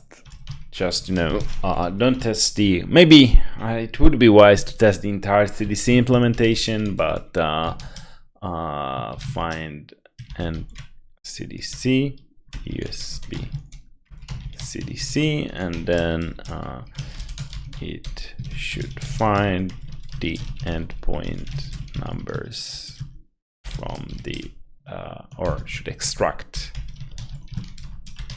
from the descriptors. And let's just, you know, provide a utility function that will do that, so we don't have to create this whole class just for testing. So export function extract endpoint numbers, and it gets uint or just, you know, array like of number. It can get any type of array. So we expect this extract the const let's call it sample, or yeah, let's just call it MicroPython descriptors, just those numbers. And we can probably include those as like comments for the future generations to come. Yeah, and prettier is probably going to, I have an idea how to face that. Prettier is probably going to reformat this, so it won't look as pretty as we broken it down. I mean, if I format this, yeah, it just breaks it into lines. But I think we can trick it not to keep the formatting this way if we just, you know, wrap every line in its own array. So yeah, now it's much nicer. Configuration descriptor, interface descriptor, and this is endpoint interrupt, and those are like two endpoints bulk. And this is CDC data class, that's the number 10 here, and we expect extract endpoint numbers from these MicroPython descriptors to equal in should be 2, we know it's endpoint 2, and out should be 2. And let's have another sample. Yeah, it doesn't like it because this one's, oh yeah, buffer or descriptors. Yeah, let's just switch to the old split view, where we have the tests in one side, and let's just return for now in 0, out 0, and start the test runner. So it will start running this test as we write the code from MicroPython descriptors. And let's also do another one for the Arduino Core descriptors. And for the Arduino cores, we had this other example here, which is very similar, but had different set of descriptors. So Arduino Core descriptors, and we can format them nicely, just like we did there. And here we can so yeah, I guess we can skip all those details, just endpoint interface, yeah, and remove all those empty comments as well. And yeah, and now we expect this to be 1 and 1, and you know, just for the good measures, let's do another one with the descriptors we got from the SDK, just to make sure it parses this one, which is a bit different lengths. It parses it correctly. So that was 9, 8, 9, and I guess 5. It should be pretty similar. There's probably one more descriptor here or something like that, and that's what we got, why we got 84 bytes. So 5, 4, 5, 7. I'm starting to be good at breaking down USB packets to descriptors. And I guess 7, 7. Maybe I should start a career doing that. Yeah, now once we have those broken down, we can try to see where the difference comes from. So yeah, so, oh, wait a second. This is almost good. Yeah, now it's, I broke it down almost again. Don't know why I didn't do it correctly, but yeah, now I think it's correct. So we have 989 just like below, 4 5 5 4 5 7 5 5 4 5 7 9 7 7 9. So this one has an extra, that's 4. 4 is interface, an extra interface that those ones don't have. That's the only difference. Anyway, we know that here it should be 2 and 2, and that should be instead of MicroPython, that was SDK descriptors. Maybe SDK CDC, just SDK Pi Pico SDK. And you know, if while we are at it, let's just take a quick look to see if CircuitPython has some interesting descriptors that I know it has like a mass storage device and other stuff, so maybe we should also account for that. That was in MicroPython run, and we had it in we don't want to stage this. We had this file with the CircuitPython. Yeah, this one. And start MicroPython, and now we should see the full descriptor.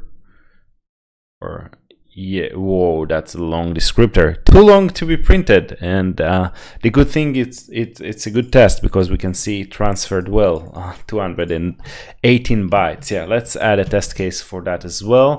So the longest descriptor ever. Let's just change the code that prints this to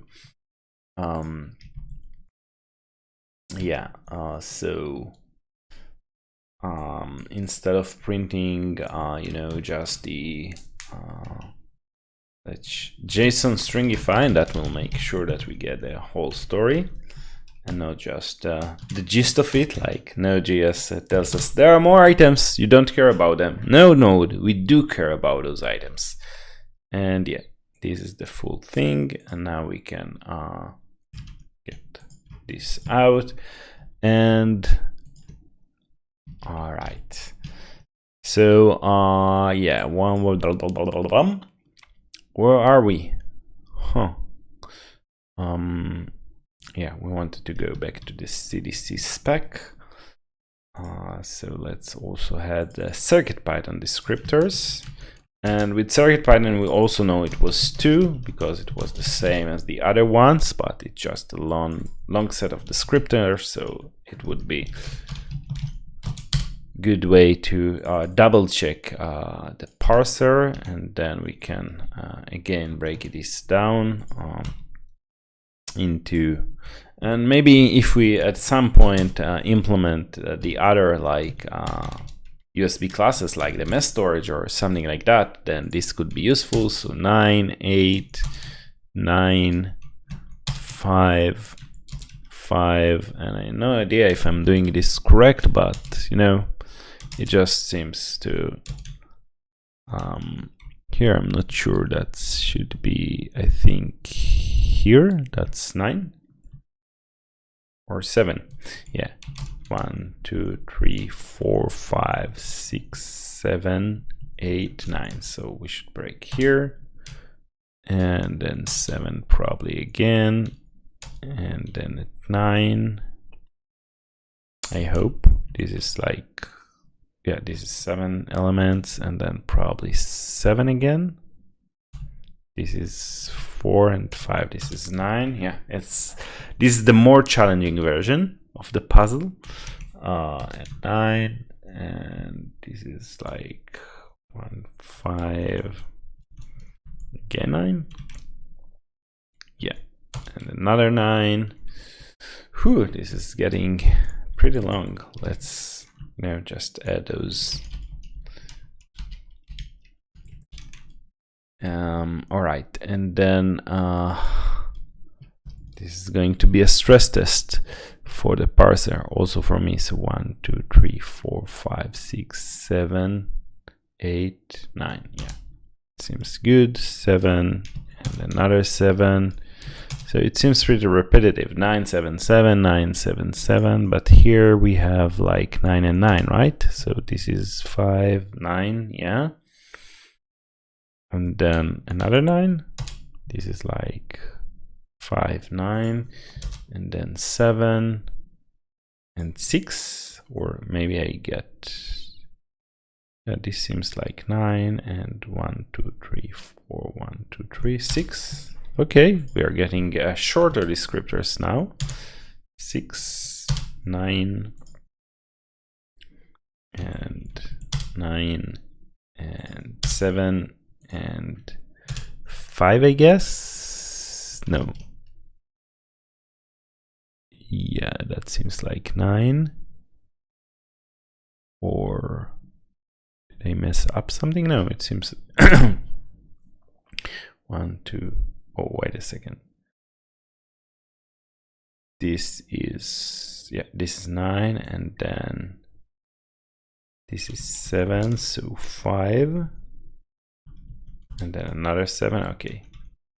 And another 5, and we did it. We manually broke it down into individual descriptors.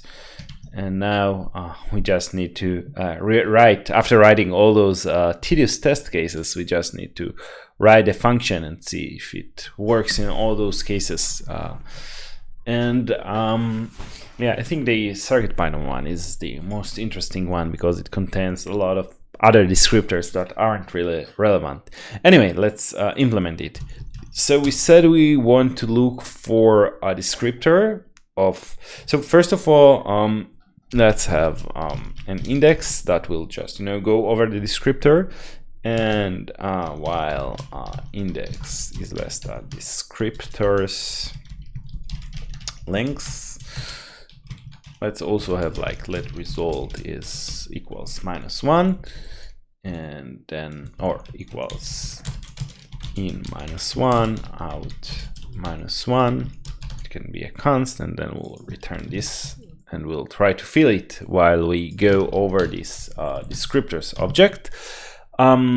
So as long as now the tests will never run because we haven't incremented index, so if they will run, they will never finish. Descriptors at index is 0, so that's invalid. Or if it's less than 1, then actually less than 2. A descriptor must be at least 2 bytes, because length and type, then just break. We got an error. It shouldn't. We shouldn't fail on that. We can also add a test case for that. It should not die if the descriptors are invalid. Yeah, maybe instead of describing USB CDC, just test for this function. So yeah, so const expect extract endpoint numbers with just 0 to equal in -1 out -1. And for now we should probably see all the tests just timeout, because we never increment the index, so they never finish. Otherwise we say index plus equal descriptors at index, so jumping to the next descriptor, and that should be the main, the primary logic, just for and this doesn't pass yet. Why doesn't it pass? Yeah, now this one passes, or it used to until a moment ago. I don't know.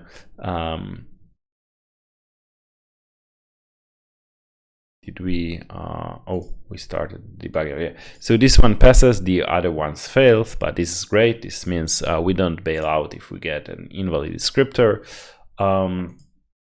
Otherwise, if we didn't have this check, it would just add a 0 each time and it would never finish.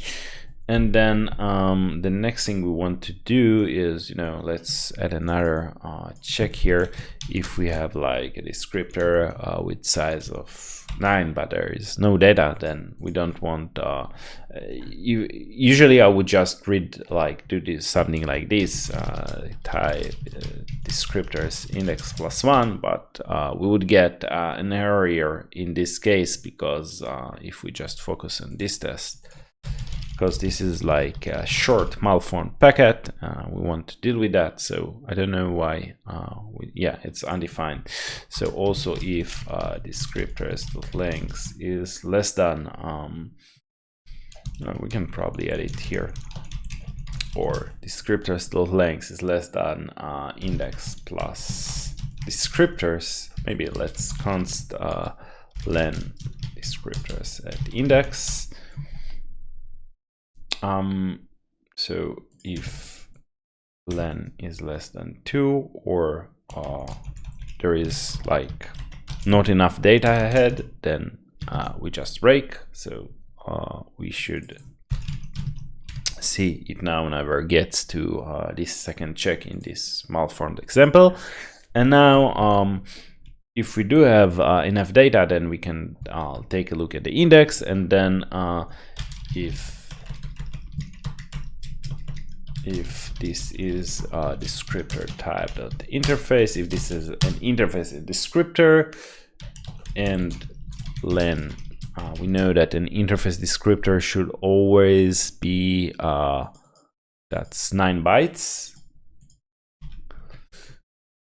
And then we should also look for a descriptor which has the CDC class. So the CDC class is like, if we go back to those descriptors, where was this descriptors? This is for an interface. Yeah, it should have 2 endpoints, and the interface class should be so the number of endpoints is here, this one. So and descriptors at index plus 0. Never mind, I will just do it here. So this is 0, 1, 2, 3, 4. So, or maybe we'll just, let's do it more readable. Num endpoints descriptors index plus 4 const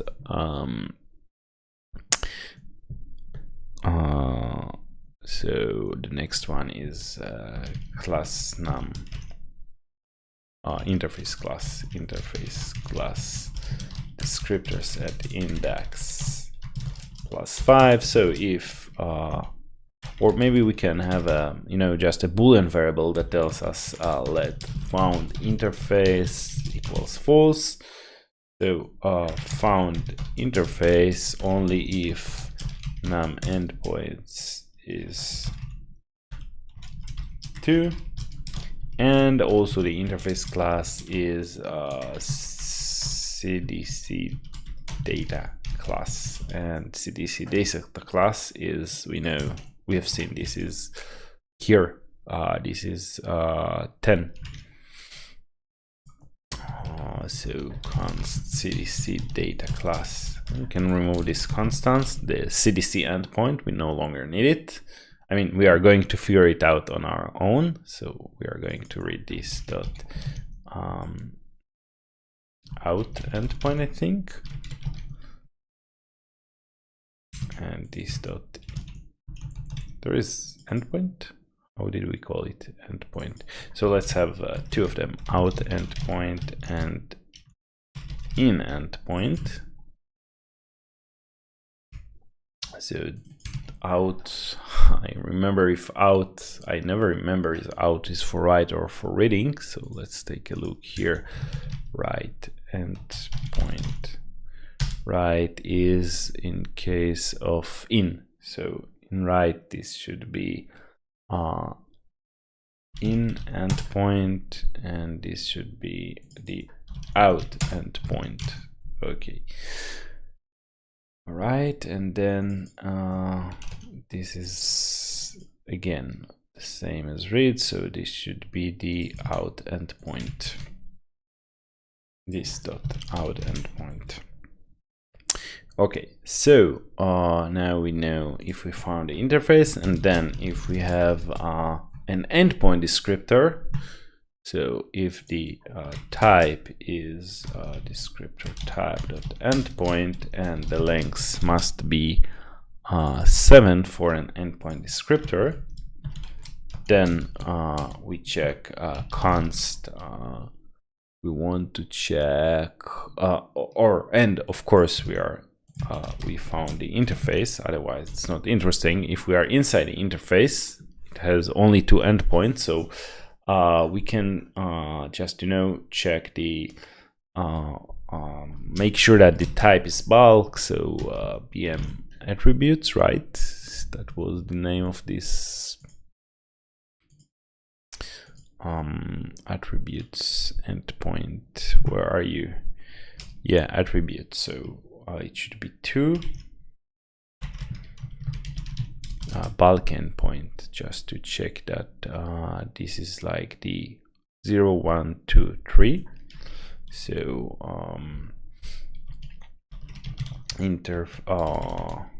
descriptors at index +3, and let's also remove this one from the filter, so we get all the test win as soon as we finish writing it, hopefully.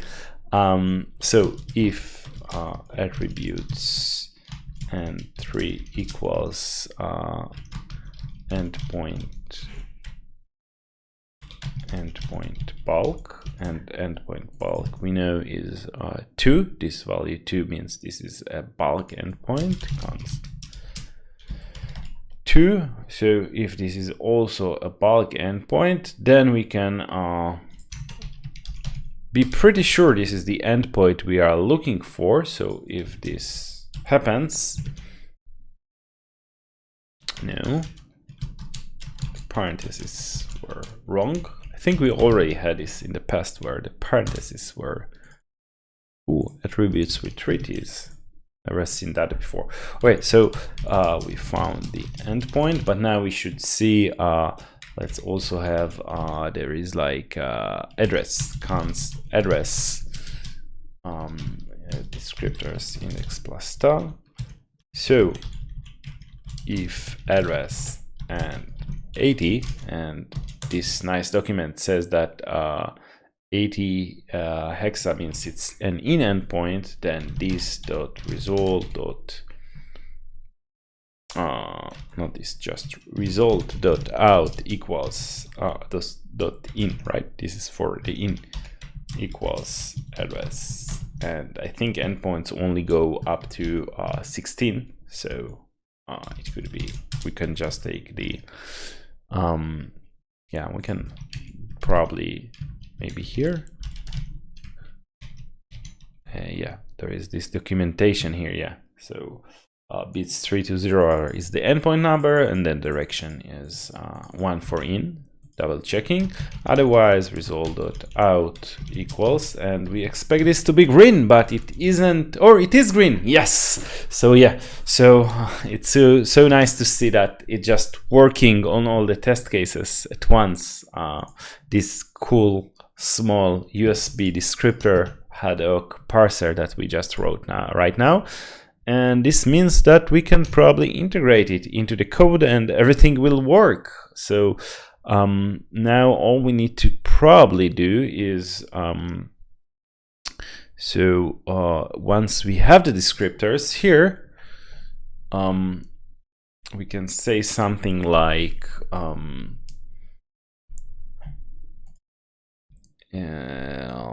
when we got a descriptor, if this dot descriptor size equals this dot descriptor's length, we got everything. Then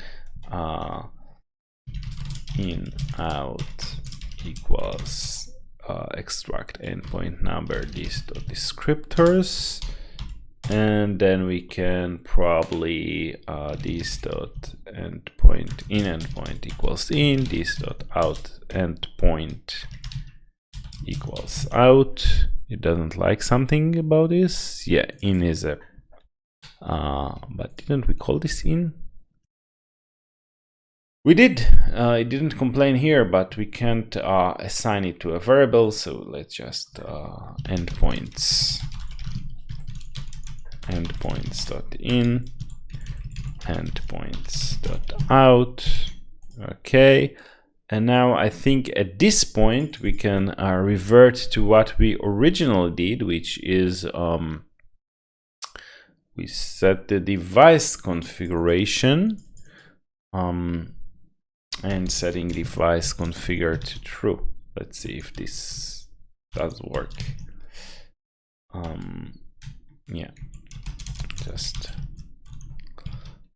I have no idea if this is supposed to be working, but it seems like now configure the device. It seems like it should do the trick. And if all is working, now we should get either MicroPython or the Arduino CDC example to work. And yeah, we can see it didn't. We are still missing something. Let's just start by printing out the endpoints and see if we are, first of all, if we are getting here, and if we do, if we get the endpoints correct, they should be 1 and 1, and oh, endpoints, not endpoint.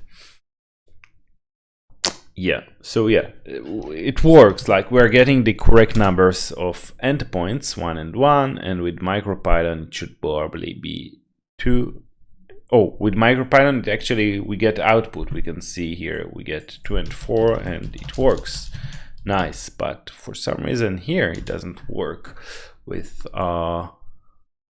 with the Arduino. I mean, we are getting the endpoint numbers, and we are probably setting the device configuration packet, but for some reason, so here we got in MicroPython we got 2 and 2, it worked perfectly. Here it still doesn't work, and I wonder what's the reason for that. Do we still have like number 2 hard coded somewhere? Like we still have this no endpoint. We don't need this device configured, I guess, anymore. It's unused.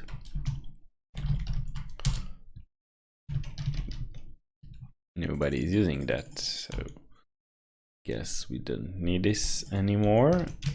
And then we will probably let's console log initializing CDC just to make sure that we also get this there. No, we don't. We don't get an acknowledgement for the setup packet. Is that the case?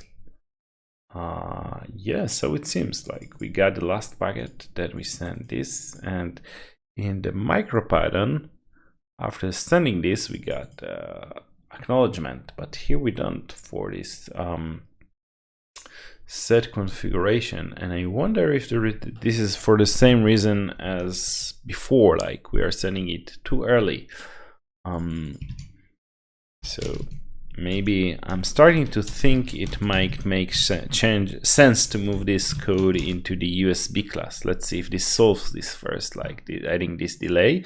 And we can see it did solve it. Now it initializes the CDC. For some reason, I still don't see any output, which is strange.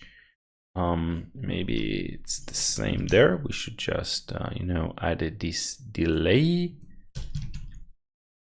before sending this packet, even though it seems like it's been acknowledged. Let's see what's going on there. No, it wasn't that. But anyway, I think USB should probably take care of this for us, like add those small delays before telling us we got new data. Just 1 microsecond. I think it's that was, yeah, just let us know. And maybe even to better simulate, we maybe even want to wait this amount of time before we indicate the buffer is ready and everything. So we can probably just add all of this into the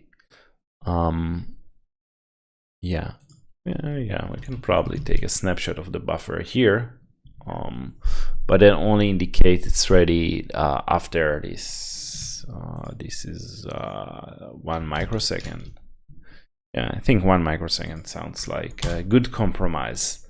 We are not delaying the simulation too much, but it still works. So it seems like we are initializing the CDC and everything should be working, but for some reason now it doesn't, and it did before. So probably something still is missing. Let's try to figure out what, because we are initializing CDC and the device seems to be connected, but oh, wait a second, we don't need, this means this is good, the fact that let's just check it still works after I remove this. Yeah, it does. We don't need this RP2040 or only the USB, so it's a good separation of concerns. The USB is in charge of these delays. The CDC is just like a pipe that transfers the data between, so we can again simplify it, not break the existing API, and also in Emulator run, that was here. Yeah, CDC without reference to the RP2040. Yeah, initialize CDC, that works. And here we are. Interesting. Now MicroPython stopped working. Yeah, it's writing, it's never getting the ACK for some reason. Not so good. That's actually not MicroPython, I think now it's CircuitPython running, right? Yeah, this is the CircuitPython, but it worked a moment ago and now it doesn't. I wonder if we just, immediately indicate that the buffer is ready, if that's going to fix that. Or maybe we should just, yeah, interesting. If we don't indicate that the buffer is ready immediately, if we wait this 1 microsecond before indicating that it's ready, then it blows up. Just so maybe we should just do this, like set a flag, but only indicate that it's ready when we finished writing. No, maybe the other way around, we should indicate. I don't think this doesn't make a lot of sense to me, but I mean, whatever works. Let's see if this works. No, this totally blows it up, which makes sense. Yeah, okay, so in this case we'll just delay the write, but say, hey, it's ready immediately.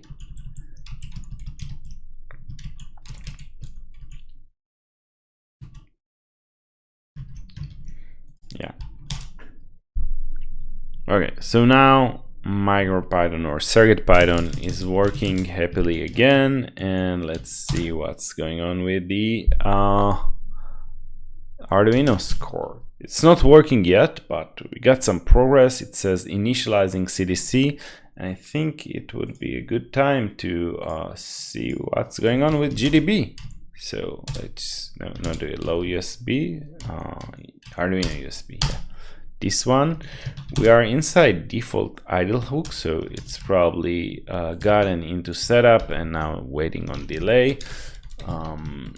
Emulator run. So let's stop here and run this again and break inside setup and continue. And at this point, we still haven't got anything with the CDC with serial begin, nothing yet, break it loop, continue, nothing yet.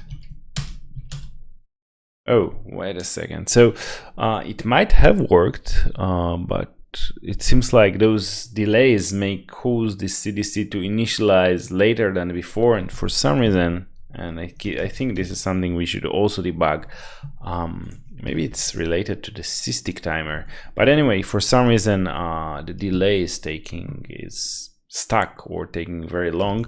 So I think for now we just want to get a USB working, so let's just decrease this delay to 10 microseconds, see if that helps, and copy this thing, and just be optimistic, restart it and see if now everything works when the initializing. Yeah, we can see it working. Great. So that was a pretty long way to let's remove all those debug logs and commit to fix this issue with the with Arduino Core not using the CDC differently. Let's see what we have done here. We exported a bunch of stuff here, like the USB CDC and all those USB low-level stuff in case somebody needs them. Let's also export the USB that was RP USB, I think, from peripherals USB. Peripherals from, not form, RP USB. So people can also create their own USB devices on top of this USB controller interface or class, like we did with the USB CDC. And here we don't really need anything. It's just our testing code again here with USB.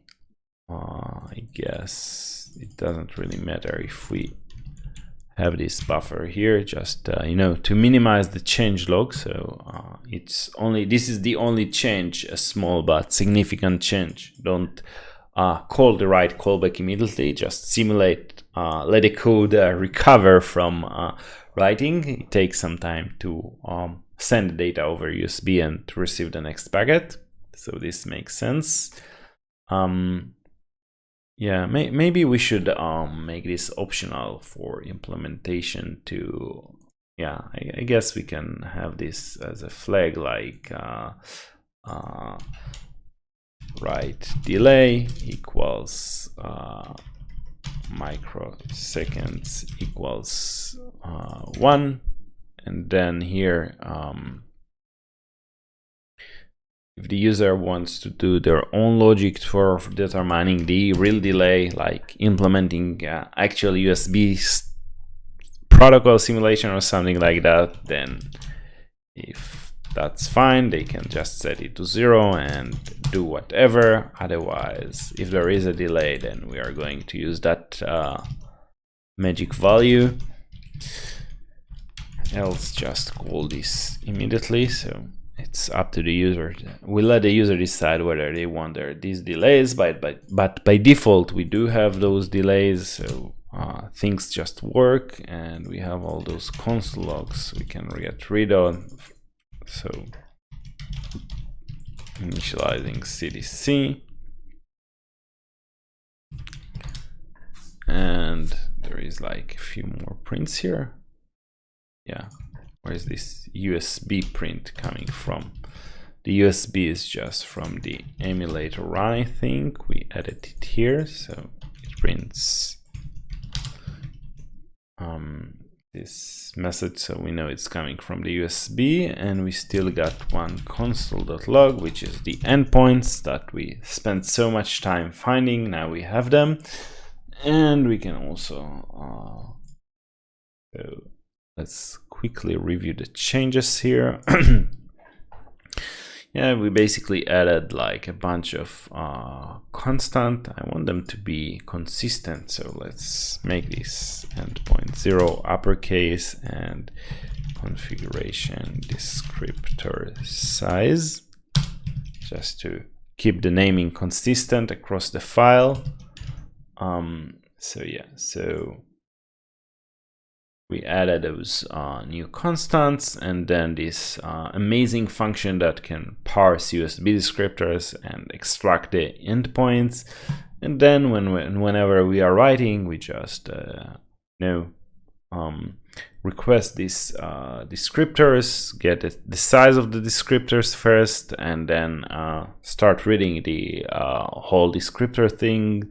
After we got the size, build the descriptor buffer chunk by chunk, then extract the endpoints from the descriptors, and only then choose the configuration. And I guess eventually, if this evolves to support more use cases, we'll probably also need to check if there are multiple configurations, and then try to read each of the configurations and see if there is one specific configuration that has these CDC endpoints and another one that doesn't. We should probably select that configuration and not the default one. But for now, all the devices that we worked with only had one configuration, so we didn't really have to worry about it. And I guess out endpoint and in endpoint are working correctly, but it's really hard to know, but because they always all the examples, they always use the same number for the out and in endpoint, so even if they are flipped. So yeah, just hello. It's so fun to use it when it's working. If it's swapped, then we'll not know about it, like it doesn't really matter. And then we added this descriptor type, the descriptor packet here, and this descriptor type interface or enum. Cool. So I think we can commit this or fix USB, make CDC serial more robust, and this fixes issue number 76. Maybe this should be the title, because that's what we actually fixed, and this is how we fix it. So make by parsing the USB descriptors or by extracting the endpoint numbers from the USB descriptors instead of just using a hard-coded number. Right, cool. So let's commit that. Oh, wait a second. Why do we have two warnings here? That's probably just unused variables. Okay, that's fine. I can live with that. Let's push it.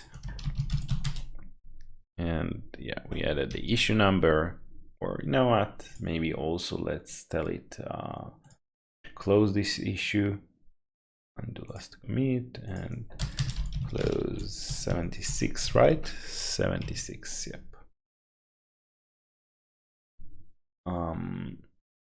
Yeah, now we can push it, and yeah, that was a pretty long journey chasing those descriptors, but I did learn. I feel I learned a bunch about how USB works internally. There is still so much to explore, but now it feels like the code is actually doing what it's supposed to do, instead of just using hard-coded numbers, which is great. I hope we won't need those nodes, but for now, like let's just stash them for maybe the next time we need this. So USB stuff, nodes, etc. So yeah. And now after we stash this, let's just run MicroPython one more time. Now it should run the actual MicroPython, and yeah, it still works. I'm happy. Yeah, it's happy. Good. Cool. So I think with that we can release the issue should have been closed, right? Yeah, it's closed because now it's working, and there is like this release. Yeah, patch version, just fixing or improving the USB functionality. And I hope now with those changes I will be finally able to integrate this new version in Walkwi and make USB CDC maybe the default, maybe not. I don't really like the fact that you have to wait until you get the output from the USB. I think in Arduino they actually have some kind of check, most Arduino code has this like Arduino code USB serial ready loop, this annoying if serial that checks if the serial port is ready. I don't know, it probably also works on the Arduino Core, but it's annoying. If you don't have it, then you are just missing the first few debug prints, which is not a very good let's publish this, which is not a very good experience. So I still have to think about it, but anyway, I really want to at least get CircuitPython on Walkwi. So now that we have this properly implemented, I hope to use that. And yeah, we still have like some things that I wanted to do, like refactoring the NVIC and the C-Stick. We'll probably do it next week. And I think oh, Valerio sent something, but he took it away. So I don't know what he wanted to say, Valerio. I'm curious. Anyway, I think next week is going to be the last episode of this series. So I think after that, we'll probably have something new. I have a few plans. One of the ideas is to start a new series instead of like implementing peripherals, which we did, and now I'm very happy. We got the RP2040 simulation into. It's still far from being complete. We still only have one core, and we don't have DMA, SPI, I2C, and all of that stuff.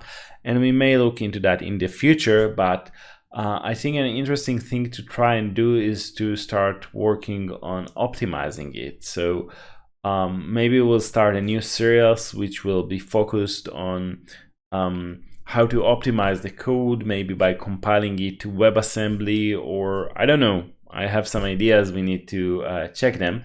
But